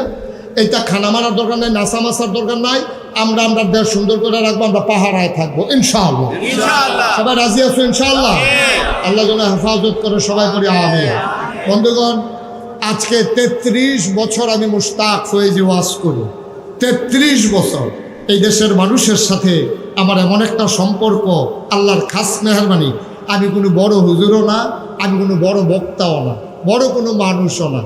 এই কয় বছর আগেও তো কলামুরার সিফাত খের কুইরাত উডানো কত আজ আমি করছি, ওখানে না কয়টা মানুষ আইয়ে চাইতে আইয়ে। আচ্ছা যাই হোক, এটা বড় কথা না। বড় কথা হলে 33 বছর ওয়াজ কইরা আমি মুশতাক ফয়েজের একটা অভিজ্ঞতা হয়েছে। মাহফিলটা যখন ফাওনা দেই লগে লগে আন্দাজ করতাম পারি এই মাহফিলটা যে আল্লাহ কবুল করে নিয়েছেন। আজকে আমার মন সাক্ষী দিয়েছে আপনাদের মাহফিল আল্লাহ কবুল করে নিয়েছেন। আরো জোরে কোন আলহামদুলিল্লাহ। আমরা কি এত বেজান না খুশি? আমার মনটাই কইতে আছে যে আল্লাহ 15টা বছর ধরে তোমার জুড়ে একটা আল্লাহ কইয়া ডাক দিতাম পারছি না, ও তোমার মনটা বইরা কইজাটা ঠান্ডা কইরা আর যে আল্লাহ কই একটা ডাক দিয়া এই যায় গোনা টোনা হয়েছে এসব দিয়ে হালাই দিয়া তারপরে বাইক নিষ্পাপ হইয়া ঘর গিয়ে উঠাতাম, আজরাইল এলে মরে যাই গাম, ফেরেস্তারা যখন টান দিয়ে নেই এটা দিয়ে জান্নাতের ভিতরে হালাই। রাজি নি রে? আমরা জান্নাতে যাইতাম, চাই নাকি চাই না? সবাই মিললে জান্নাতে যাম। আপনারা বোধ যাইতো না, বোধ আপনারা না হলে আমি জান্নাত বাই যাই গাম, আমি জান্নাতে যাইতাম না। সবাই বস, আমরা এখন তওবা করবো, দরকার আসেনিও? গুনাহ মাফের দরকার আসেনি? এখন আমি যে এতটান কইলাম দিনটা রাখা এই ইসলামটারে চাইয়া রাখতে হইলে আমরা আঘাত আইব, সহ্য করতে হইব, মামলা হইব, জান দেওয়ান লাগবো, হিন্দু বাড়ি বেড়াইয়া পাহারা দেওয়ান লাগবো। এতটান যে কইলাম আমরা আগে মুসলমান হইলে না, ঠিক কিনা কও? এই মুসলমান হওয়ার জন্য আল্লাহর খাস মেহরবানি বাংলাদেশের প্রত্যন্ত অঞ্চলে যেইভাবে মাদ্রাসাগুলো এই বাচ্চাদেরকে আউযুবিল্লাহ শিহায়, বিসমিল্লাহ শিহায়, কোরআন শরীফ শিহায়, অজু গোসলের ফরজ শিহায়, এটার দরকার আছে নাকি নাই? একটা লোক লাভ দিয়া দাঁড়াইবেন যে হুজুর জান্নাতে যেহেতু যাইতাম চাই, আর যেহেতু সুন্দর কইরা আল্লাহর খাস মেহরবানি এই ইসলামটাকে টিকেই রাখতে চাই। মায় যদি মুসলমান হয় এই বেডির গরো যত জিফুত হইব সব দি মুসলমান অহন লাগবো, ঠিক নি রে? আল্লাহ যেন কবুল। আহা দেখছেন কারবার, তোমরা যেই বুঝুন না হইছ।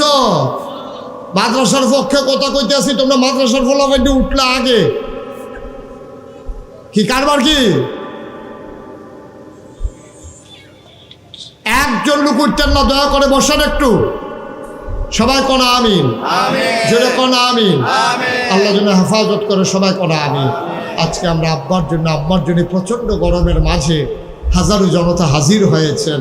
আহারে আব্বা, আহারে আম্মা, এই বাইরে এইরকম গরম, চতুর্দিক দিয়ে যেন মাটি, হেন জানি কি গরম, কেমনে জানি আম্মায় থাকে। যার মা দুনিয়াতে নাই, যার আব্বা দুনিয়াতে নাই, এই প্যান্ডালটার ভিতরে একটা লোক চাই লাভ দিয়া দাঁড়াইবা, হুজুর দোয়া করে দেন মায়ের নামে, বাবার নামে, আব্বা আম্মার কবর যেন জান্নাত হয়ে যায়। এই আশায় মায়ের নামে, বাবার নামে, এই মাদ্রাসার জন্য, মেয়েদের মাদ্রাসা। আহারে মা যদি ভালো হয়ে যায় সন্তানগুলো ভালো হয়ে যাবে। হুজুর এই আশায় এই মাদ্রাসার জন্যে আমি দিয়ে দেব 20,000 টাকা। ভাই কয়েকটা মিনিট চাইছিলাম, একটু মাদ্রাসাটার দিকে একটু মায়া লাগে না ভাই? আপনাদের মেয়েরাই তো পড়বে, কয়েকটা মিনিট সময় দেন, কয়েকটা মিনিট, তারপর আমরা দোয়া করে দেবো ইনশাআল্লাহ। আমি বুঝতেছি গরম, কয়েকটা মিনিট বসেন। 1 নম্বরে কে আছেন? 20,000 টাকা আছেন? যে হুজুর ইনশাআল্লাহ মাদ্রাসার জন্য আমি 20,000 টাকা দিয়ে দেব, প্রাণ ভরে দোয়া হবে, আব্বার নামে আম্মার নামে দোয়া হবে ইনশাআল্লাহ। 20,000 টাকা দেওয়ার মতো একটা লোকও নাই, নাই। আব্বা আম্মার নামে নবীর ঘর মাদ্রাসায় 20,000 টাকা দেওয়ার মতো একজন লোকও নাই। আল্লাহ তুমি কবুল করো, কবুল করো, কবুল করো, সবাই করো আমিন। পারবেন একজন? 20,000 অথবা 10,000? আহা, আছেন কেউ? যে হুজুর ইনশাআল্লাহ আমি 20,000 টাকা দেবো অথবা 10,000 টাকা দেবো। মাদ্রাসার কমিটির সদস্য, সভাপতি, সেক্রেটারি তারা কই? একজনও নাই। এই যে ভাই, এই চশমা, ও 10টা মিনিট বলে মরে যাবেন গা। তারা বসন্ত, ছেলে বসো, বসো, আর উঠো না। যারা উঠছে উঠছে, আমরা কেউ আর উঠেন না। 10টা মিনিট সময় আমারে দেন। আরে কি মাদ্রাসা কি একজন লোকও নাই এখানে? কি করছেন সারাদিন লাগাইয়া? 20,000 টাকা দেওয়ার মতো একটা লোকও নাই। আল্লাহ আল্লাহ আল্লাহ আল্লাহ আল্লাহ, আল্লাহ তুমি কবুল করো। হ্যাঁ আচ্ছা, 10,000 টাকা দিতে পারেন একজন? দাঁড়ান তো যে হুজুর ইনশাআল্লাহ।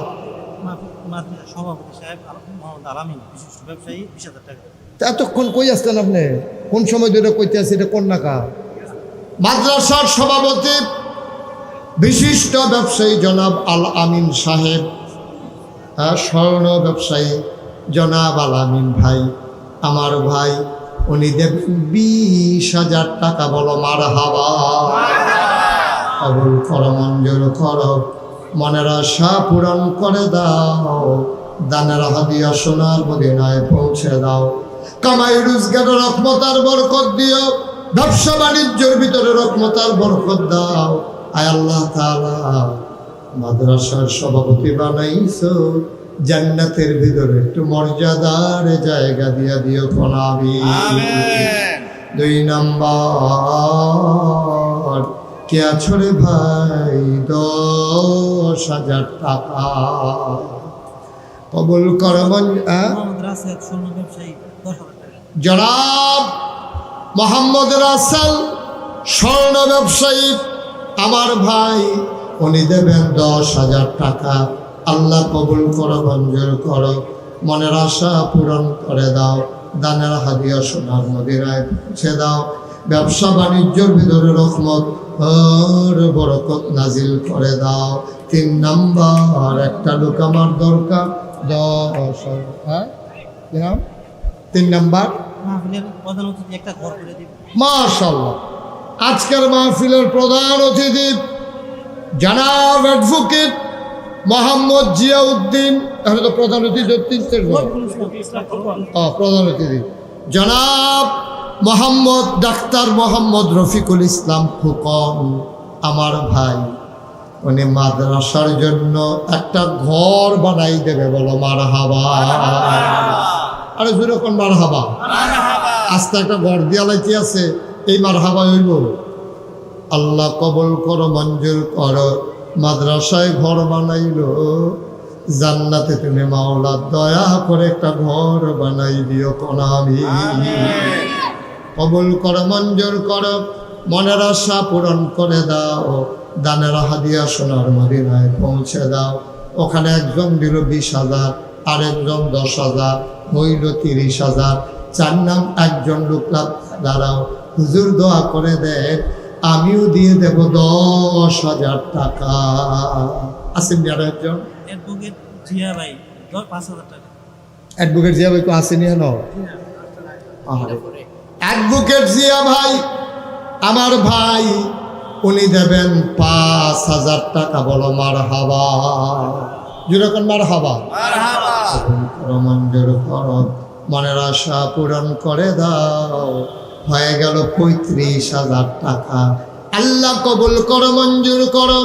আরেকটা লোক মিলাইয়া দাও, 5,000 টাকা। আল্লাহ কবুল করো, মঞ্জুর করো, মনের আশা পূরণ করে দাও। আর একটা লোক আমার দরকার, 5,000 টাকা। জনাব আলাউদ্দিন সরকার, উনি দিলেন 5,000, হয়ে গেল 40,000। আরেকটা লোক দেন, আল্লাহ কবুল করো। 10,000 থেকে একটা লোক নাই, কারা? রিপন সাহেব, ইসলামী হসপিটালের রিপন সাহেব। তো কতবার আপনারা কইলাম রিটার্ন ভাই যেন বইয়ে বইয়ে কিতা করে, এতক্ষণে কয় কি নাম? মুশাররফ হোসেন। আয় ছেলে আয়, বসো। এখন তো ফাঁক হয়েছে, এখন ঢুকিও তা কামলে হুতে নলে বা জায়গা হয়েছে। মুশাররফ হোসেন রিপন, ইসলামী হসপিটাল। মুশাররফ হোসেন রিপন, আগে হইয়া রয়েছে একটা গড় 40,000। রিপন ভাই 10,000, হয়ে গেল 50,000 টাকা। বলো মারহাবা। কবুল করো, মঞ্জুর করো, মনের আশা পূরণ করে দাও। জনাব জালাল সরকার সাহেব, উনি দেবেন 10,000 টাকা। বলো মারহাবা। 10,000 দিছে, হয়ে গেছে মাশাআল্লাহ 60,000। হ্যাঁ, আমেরিকান প্রবাসী মোহাম্মদ শামীম, উনি দেবে 10,000। তাইলে 60 আর 10-এ হয়ে গেছে 70,000। বলেন মারহাবা। 70,000। আল্লাহ। শাহজাহান ভাই পূর্বপাড়া, উনি দিলেন 5,000, হয়ে গেল 15,000। আল্লাহ কবুল করো, মঞ্জুর করো, মনের আশা পূরণ করে দাও, দানের হাতে পৌঁছে দাও। কামাই রোজগারের রহমত আর বরকত বাড়াইয়া দাও কোন আমি। তাই মাশাআল্লাহ, আল্লাহ করলে আমরা 75,000 টাকা আর একটা ঘর হয়েছে। শিল্পপতি কাজী জয়নাল, উনি দিব 5,000, হইয়া গেছে 80,000। আল্লাহ, 5,000 টিকেও যদি আর 4জন লোক পাইতাম, তাহলে এটা জাগাত 1 লাখ টাকা হয়ে গেল। বলে আল্লাহ, আল্লাহ তুমি কবুল করো, কবুল করো, কবুল করো। সবাই করো আমিন। আর আছেন কে 5,000? কয়েকজন বন্ধু মিল্লা তারা দিছে 5,000। আল্লাহ, এই কয়েকজন বন্ধু যে মিল্লা 5,000 দিছে, তারা মিলাইয়া জিলাইয়া জান্নাত মারহাবা কনা দাও। হয়ে গেছে 85,000। আর মাত্র 3 জনে দিতেন পারবেন। কি নাম? লিল মিয়া মেম্বার, উনি দিছে 5,000, হয়ে গেছে 80,000, 90,000। আর মাত্র 2 জনে দিতেন পারবেন। তারপরে টেহা লইয়া ঘুরবেন, রোহিঙ্গা পাইতেন না। হ্যাঁ, কুয়েত প্রবাসী মুশতাক, আমার নামে নাম, উনি দিছে 5,000, হয়ে গেছে 95,000। লক্ষণ খারাপ, এটা বুঝে 1 লাখ হইয়েই যাবো। এটা বললো কেডা কত দিত কয়? জনাব কাজী লিটন ভাই, আমার বড় কাছের মানুষ, আমার ভাই, উনি দেবেন 5,000 টাকা। হয়ে গেল 1 লক্ষ টাকা। বলো মারহাবা। মাশাআল্লাহ, 1 লাখ টাকা হয়ে গেছে। আরেকটা ঘর হইছে, একটা মাদ্রাসার লেগে কোনো অনেক টেহা না। আল্লাহ আল্লাহ। হ্যাঁ, সেলিম স্বর্ণকার 3,000, কামাল স্বর্ণকার 3,000, হয়ে গেছে 6,000। আর 1 লক্ষ টাকা যেটা, এটা আলগা রয়েছে। হ্যাঁ, এটা হুজুর আপনার কাছে রাখেন। 1 লাখ টাকা আমরা যখন চাই দিয়ে দিই। হ্যাঁ, কারা? সানাউল্লাহ হাজি। আপনি সানাউল্লাহ হাজি সাহেব, উনি দিলেন 2,000, 6 আর 2 হয়ে গেছে 8,000। এটা সানাউল্লাহ হাজি সাহেবের 2,000 টাকা চায়। 10 মিলানের লেগিয়া এটা চায় 2,000। উনি মিলমিশের লোকে, উনি সমাজের ভিতরে মিল করে মুসাফা করে, মুসাফা করে। ইনশাল্লাহ কোনো সমস্যা হইতো না তো? ইনশাল্লাহ। মারহাবা কখনো কেন? তাও টেহা লইয়া দিকেন না, টেহা লাগবে জন্য মারহাবা করে আমরা টেহা দিবেন কিনতে। মারহাবা বলো। হাজি সাহেব দিয়া লাইছে 4,000, আগে ওই দিছে 6,000, হয়ে গেছে 10,000। বলো মারহাবা। হ্যাঁ, মাশাআল্লাহ।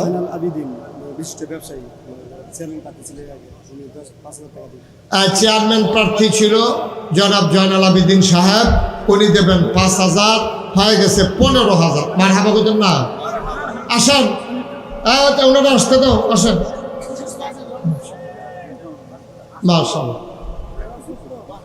মৌলভী সুর ইসলাম 10,000 টাকা।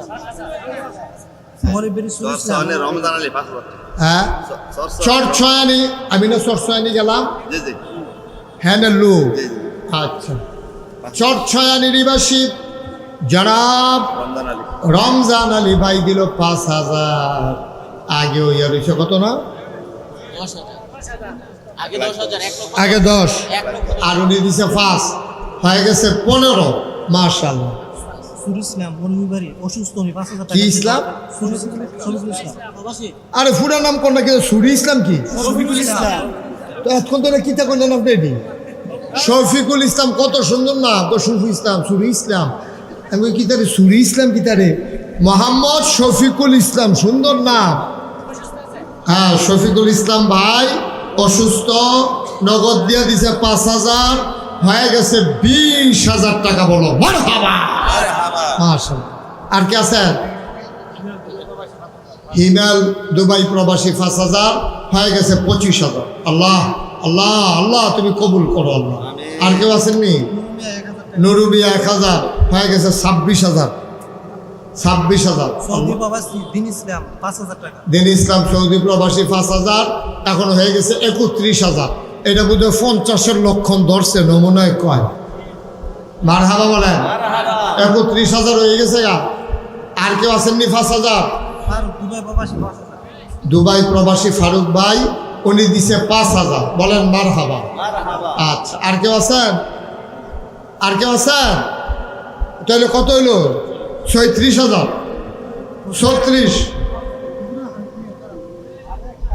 36,000 হয়েছে। আল্লাহ, এটা 50 মহিলা বাড়ি গেছে গা। আল্লাহ, পদ্মপুরে হানিফ মিয়া 1,500 টাকা। তাহলে মিলাইম কেমনের পরে এবারে কো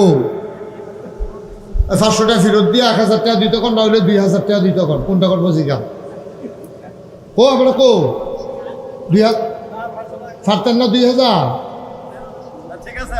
আরে 1,500, তখন 500 চাই লগে 2,000। কি নাম? মোহাম্মদ হানিফ মিয়া 2,000। আগে ওই রয়েছে 36,000। 36-এ 2 38,000। আর মাত্র হ্যাঁ গোলাপ হোসেন মরিচাকান্দি 5,000, হয়ে গেল 43,000 টাকা। বলো মারহাবা। মাশাআল্লাহ মাশাআল্লাহ। হ্যাঁ, নুরুল ইসলাম 1,000, 44,000। কি নাম? মাস্টার আল আমিন সাহেব, উনি দিলেন 2,000। আগেটা কত হয়েছে? 44। 44 আর 2 হয়ে গেছে গা 46। আর মাত্র 60 জন। সিদ্দিকুর রহমান 2,000, 48। হ্যাঁ, গিয়াসুদ্দিন হাজির 2,000, হয় 50,000 টাকা। বলো মারহাবা। আর 1 লাখ আছে, একটা ঘরও আছে। আস্থা কারা কারা সাইদুল কারা কত মানে না, মানে না। কত? 2,000। 1,000-এর লেগে বুঝি এত্রি কত কম লাগে। মারহাবা কর। আচ্ছা, এটা 50-এর পরে এই 2,000 এটা আলগা। কুরবান মিয়া 1,000, হয়ে গেছে আবার 3,000। করিম মিয়া 1,000, হয়ে গেছে 4,000। আরেকজনের দিচ্ছে 200। ডাক্তার আব্দুল কাইয়ুম 1,000 টাকা। মাশাআল্লাহ। আয় শুনান, হালাল মিয়া বাহারাইন প্রবাসী 2,000। মাশাআল্লাহ মাশাআল্লাহ। আয় ছেলেরা বসো। সফর আলী বিকাশ ব্যবসায়ী 10,000 টাকা। সফর আলী বিকাশ ব্যবসায়ী নগদ দিয়ে দিছে 10,000 টাকা। বলেন মারহাবা। মাশাআল্লাহ মাশাআল্লাহ মাশাআল্লাহ। আর কেউ আছেন? আমানুল্লাহ সৌদি প্রবাসী 1,000। এখন আমার ছেলেরা আপনাদের কাছে যাবে, আমার একটা অনুরোধ, আপনারা 2টা হইলেও দিয়েন, একবারে খালি যায় না। 2 টাকা চাইছি, 2 টাকা। ছেলেরা আসবে, যান পাঠান। কই মাদ্রাসার ছেলে কই? আরে এটা তো মেয়েদের মাদ্রাসা। এই শিক্ষক যারা আছেন, কমিটির যারা সদস্য আছেন, একটু ভেতরে যান। 100, 200, 10, 20, 50 যে যা পারে দেবে। আর আমরা বাকি সবাই মিলে এখন তওবা করবো ইনশাআল্লাহ। গেছে কেউ? শহীদ মিয়া খান শহীদ মিয়া 1000, মাশাআল্লাহ। মাস্টার সাইদুর রহমান 1000 টাকা। আল্লাহ তুমি কবুল করো। হ্যাঁ, কোরবান মিস্ত্রি 1000। একটা লোক তো গেল না, আমি যে বললাম টাকার জন্য। ভাই এত মিসম্যানেজমেন্ট হলে কেমন? ও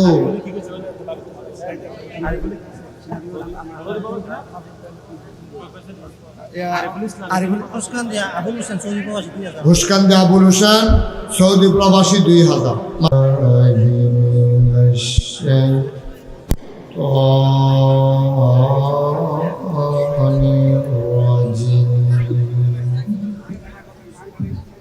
বিসমিল্লাহির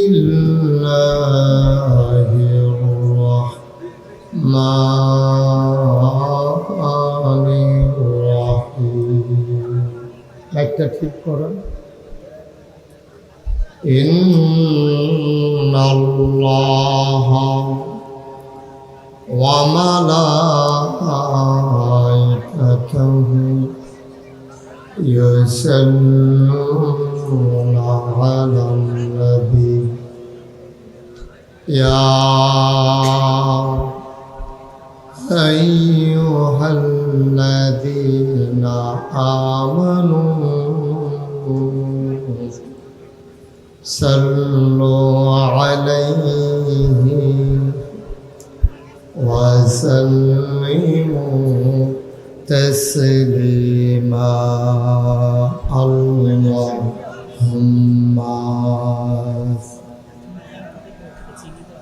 একটু দেন। আর উনি দেখ না কি মাঝে খাই ফেলা।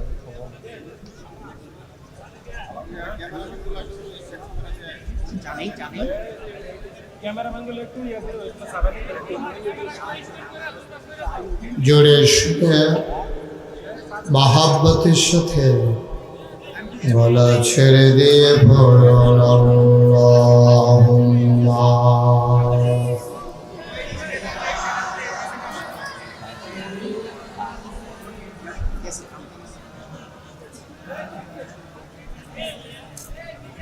وعلى آل سيدنا বাইকম্যান তো এদিকে আসো। ঠিক আছে, এই বালিশটা তো পিছনে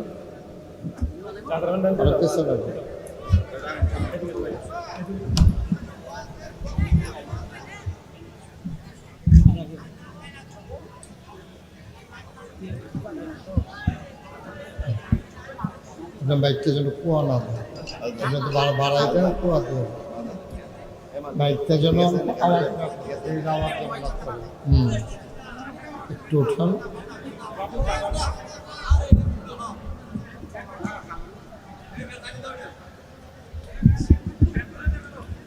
নিচে নিচে। লা ইলাহা ইল্লাল্লাহ, লা ইলাহা ইল্লাল্লাহ, লা ইলাহা ইল্লাল্লাহ, লা ইলাহা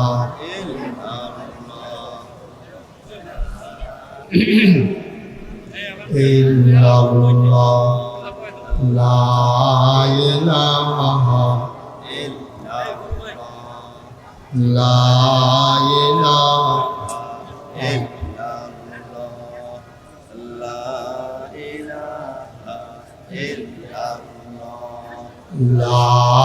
ইলাহা লা ইলাহা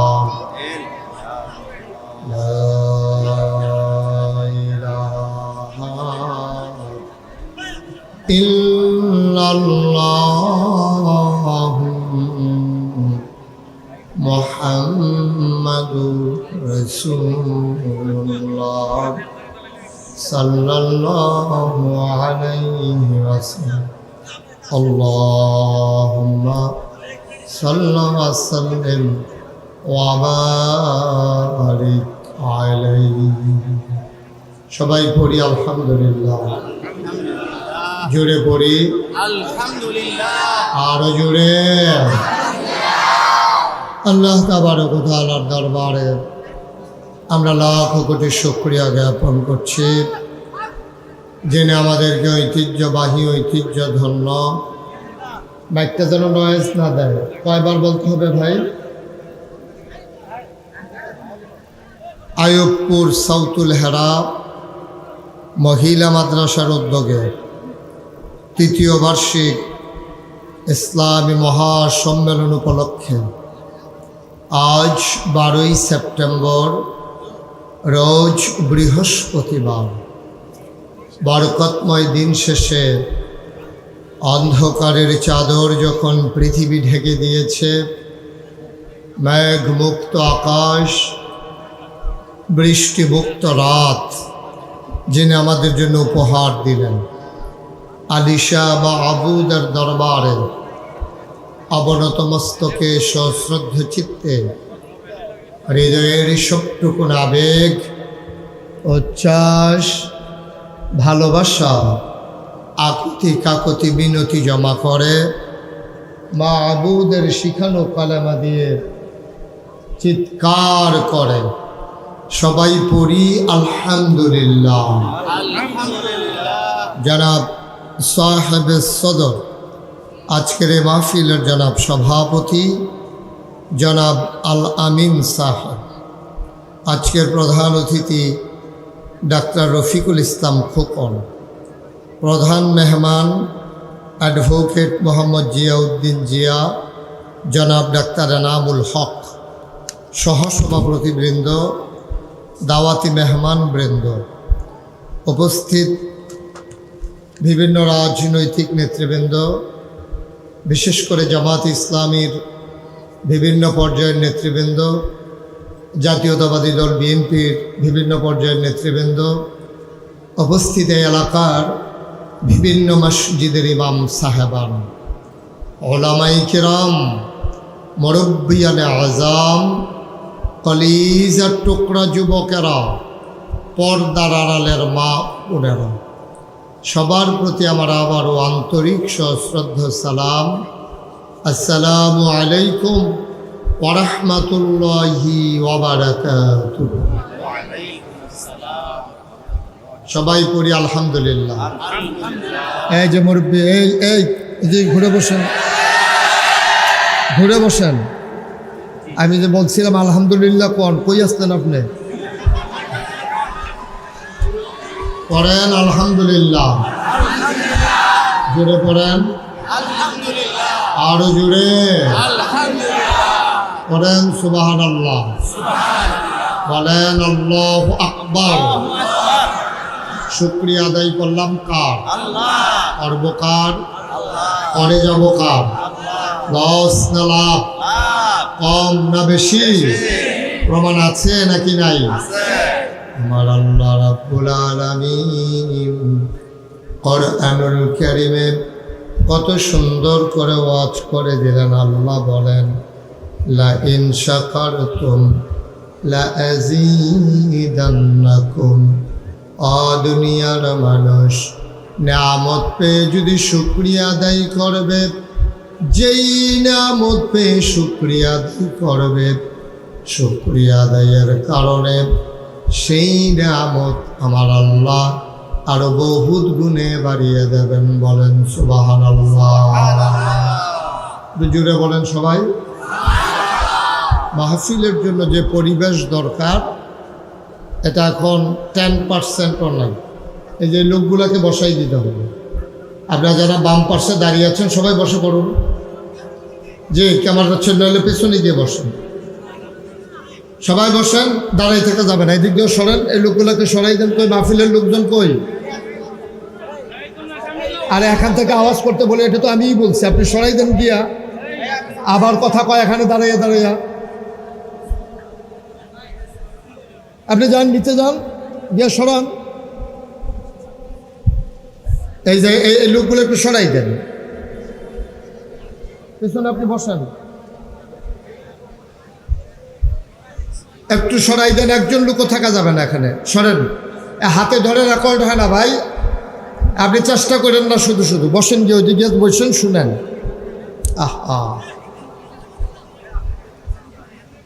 আপনি এইভাবে ধরে রেকর্ড করতে পারবেন?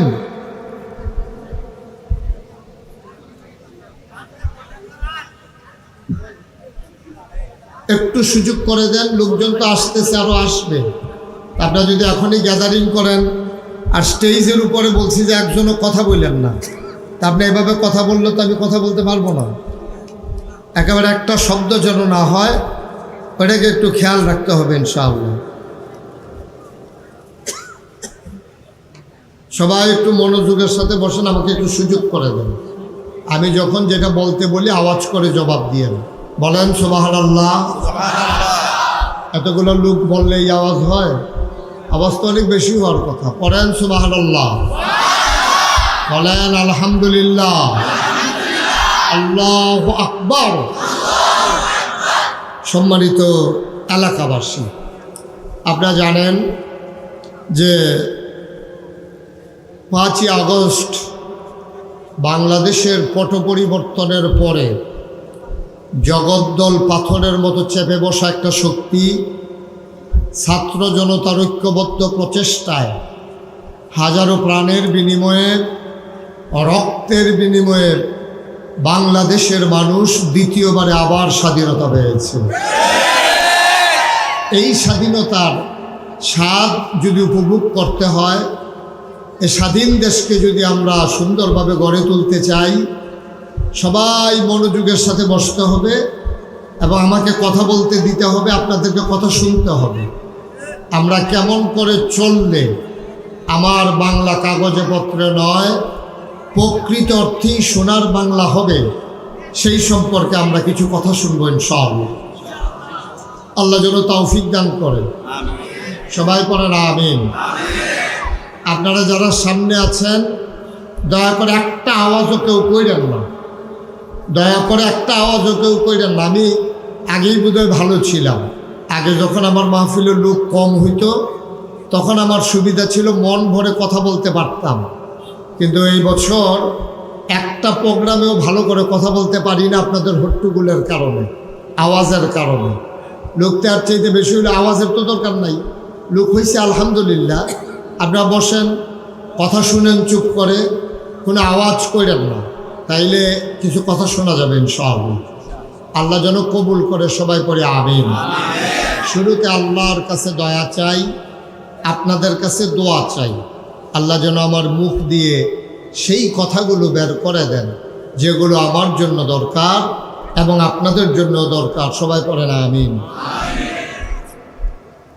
বন্ধুগণ, আল্লাহ তাবারক ওয়া তাআলা এই দুনিয়ার ভিতরে আমাদেরকে যখন পাঠালেন, পাঠানোর পরে আমাদের জ্ঞান হলো সসীম। খুব খেয়াল করে শুনেন, আমাদের জ্ঞান হলো সসীম, সীমাবদ্ধ। মাইকটা আরেকটু কমাই দেন। আমাদের জ্ঞান একেবারেই সীমাবদ্ধ। এই সসীম জ্ঞানের অধিকারী মানুষগুলো জানে না আগামী সকালবেলা সে ঘুম থেকে উঠবে কি উঠবে না, কেমন করে তার জীবন চালাতে হবে, কি হবে তার রিজিক, কেউ জানি না আমরা। কিন্তু আল্লাহ অসীম জ্ঞানের অধিকারী, তিনি আমাদেরকে মানুষ করে পাঠানোর পরে কোন পথে গেলে জান্নাত, কোন পথে গেলে জাহান্নাম, কোন পথে গেলে লাভ আর কোন পথে গেলে লোকসান, কোন পথে ভালো, কোন পথে মন্দ, কোন পথে কল্যাণ, কোন পথে অকল্যাণ, কোন পথে শিরক বিদআত, কোন পথে তাওহীদ রিসালাত, কোন পথে কুফর আর কোন পথে ইসলাম জানানোর জন্য যুগে যুগে আল্লাহ তাবারক ওয়া তাআলা নবী এবং রাসূল পাঠিয়েছেন। এই নবীদের মাঝে যিনি সবার সেরা, যিনি সবার শেষ, তিনি হলেন আপনার আমার নবী, নবী মুহাম্মদুর রাসূলুল্লাহ। নবীর নাম শুনলে কি পড়তে হয়? সবাই পড়েন, কি পড়তে হয়? এই ছেলে, এই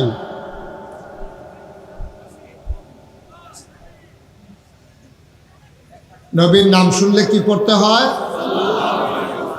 দুই একবার না বারবার, দুই একদিন না প্রতিদিন, দুই এক সপ্তাহ না প্রতি সপ্তাহ, দুই এক মাস না 12 মাস, দুই এক বছর না সারা জীবন আমরা পড়ব সাল্লাল্লাহু আলাইহি ওয়াসাল্লাম। ও মুসলমান, মন দিয়ে শুনো রে ভাই, ১,৫০০ বছর আগে সেই ক্রমধারায় যিনি নবী আসলেন তিনি আপনার আমার নবী, নবী মুহাম্মদুর রাসূলুল্লাহ সাল্লাল্লাহু আলাইহি ওয়াসাল্লাম। আল্লাহর নবী তিনি যখন দ্বীনের দাওয়াত দিলেন, তিনি নবুয়ত প্রাপ্ত হলেন, একা মানুষ। তার দ্বীনের দাওয়াত পেয়ে সর্বপ্রথম ইসলাম গ্রহণ করলেন ওনার বিবি, আমাদের আম্মা মা খাদিজা রাদিয়াল্লাহু তাআলা আনহা। বলেন সুবহানাল্লাহ। আম্মাজান খাদিজা সর্বপ্রথম ইসলাম গ্রহণ করলেন। ক্রমধারায় এই মুসলমানের সংখ্যা আস্তে আস্তে আস্তে আস্তে আস্তে আস্তে বাড়তে শুরু করলো। হযরত আবু বকর সিদ্দিক, হযরত আলী রাদিয়াল্লাহু তাআলা আনহু, সুমাইয়া রাদিয়াল্লাহু তাআলা আনহা, হযরত খাব্বাব রাদিয়াল্লাহু তাআলা আনহু, এমন করে দলে দলে মুসলমানের সংখ্যা বাড়তে শুরু করলো। বলেন সুবহানাল্লাহ। কাফেররা নবী যখন দাওয়াত দিলেন লা ইলাহা, সবাই পড়েন লা ইলাহা, নবী দাওয়াত দেওয়ার পরে কাফেররা কি খুশি না বেজার? কথা কোন, খুশি না বেজার? সাংঘাতিক বেজার। কাফেররা এই লা ইলাহা ইল্লাল্লাহর অর্থ বুঝতো, এই বুঝার কারণে তারা সাংঘাতিক বেজার হলো। আরেকটা কথা মনে রাখার বিষয় হলো যে ভাই আপনি আসেন, এসে ওয়াজ করেন। আপনি 3 বার ডাক দিছি আপনাদের, কয়বার বলা যায় একটা কথা? থেকে ওয়াজের পরিবেশ রাখছেন আপনারা।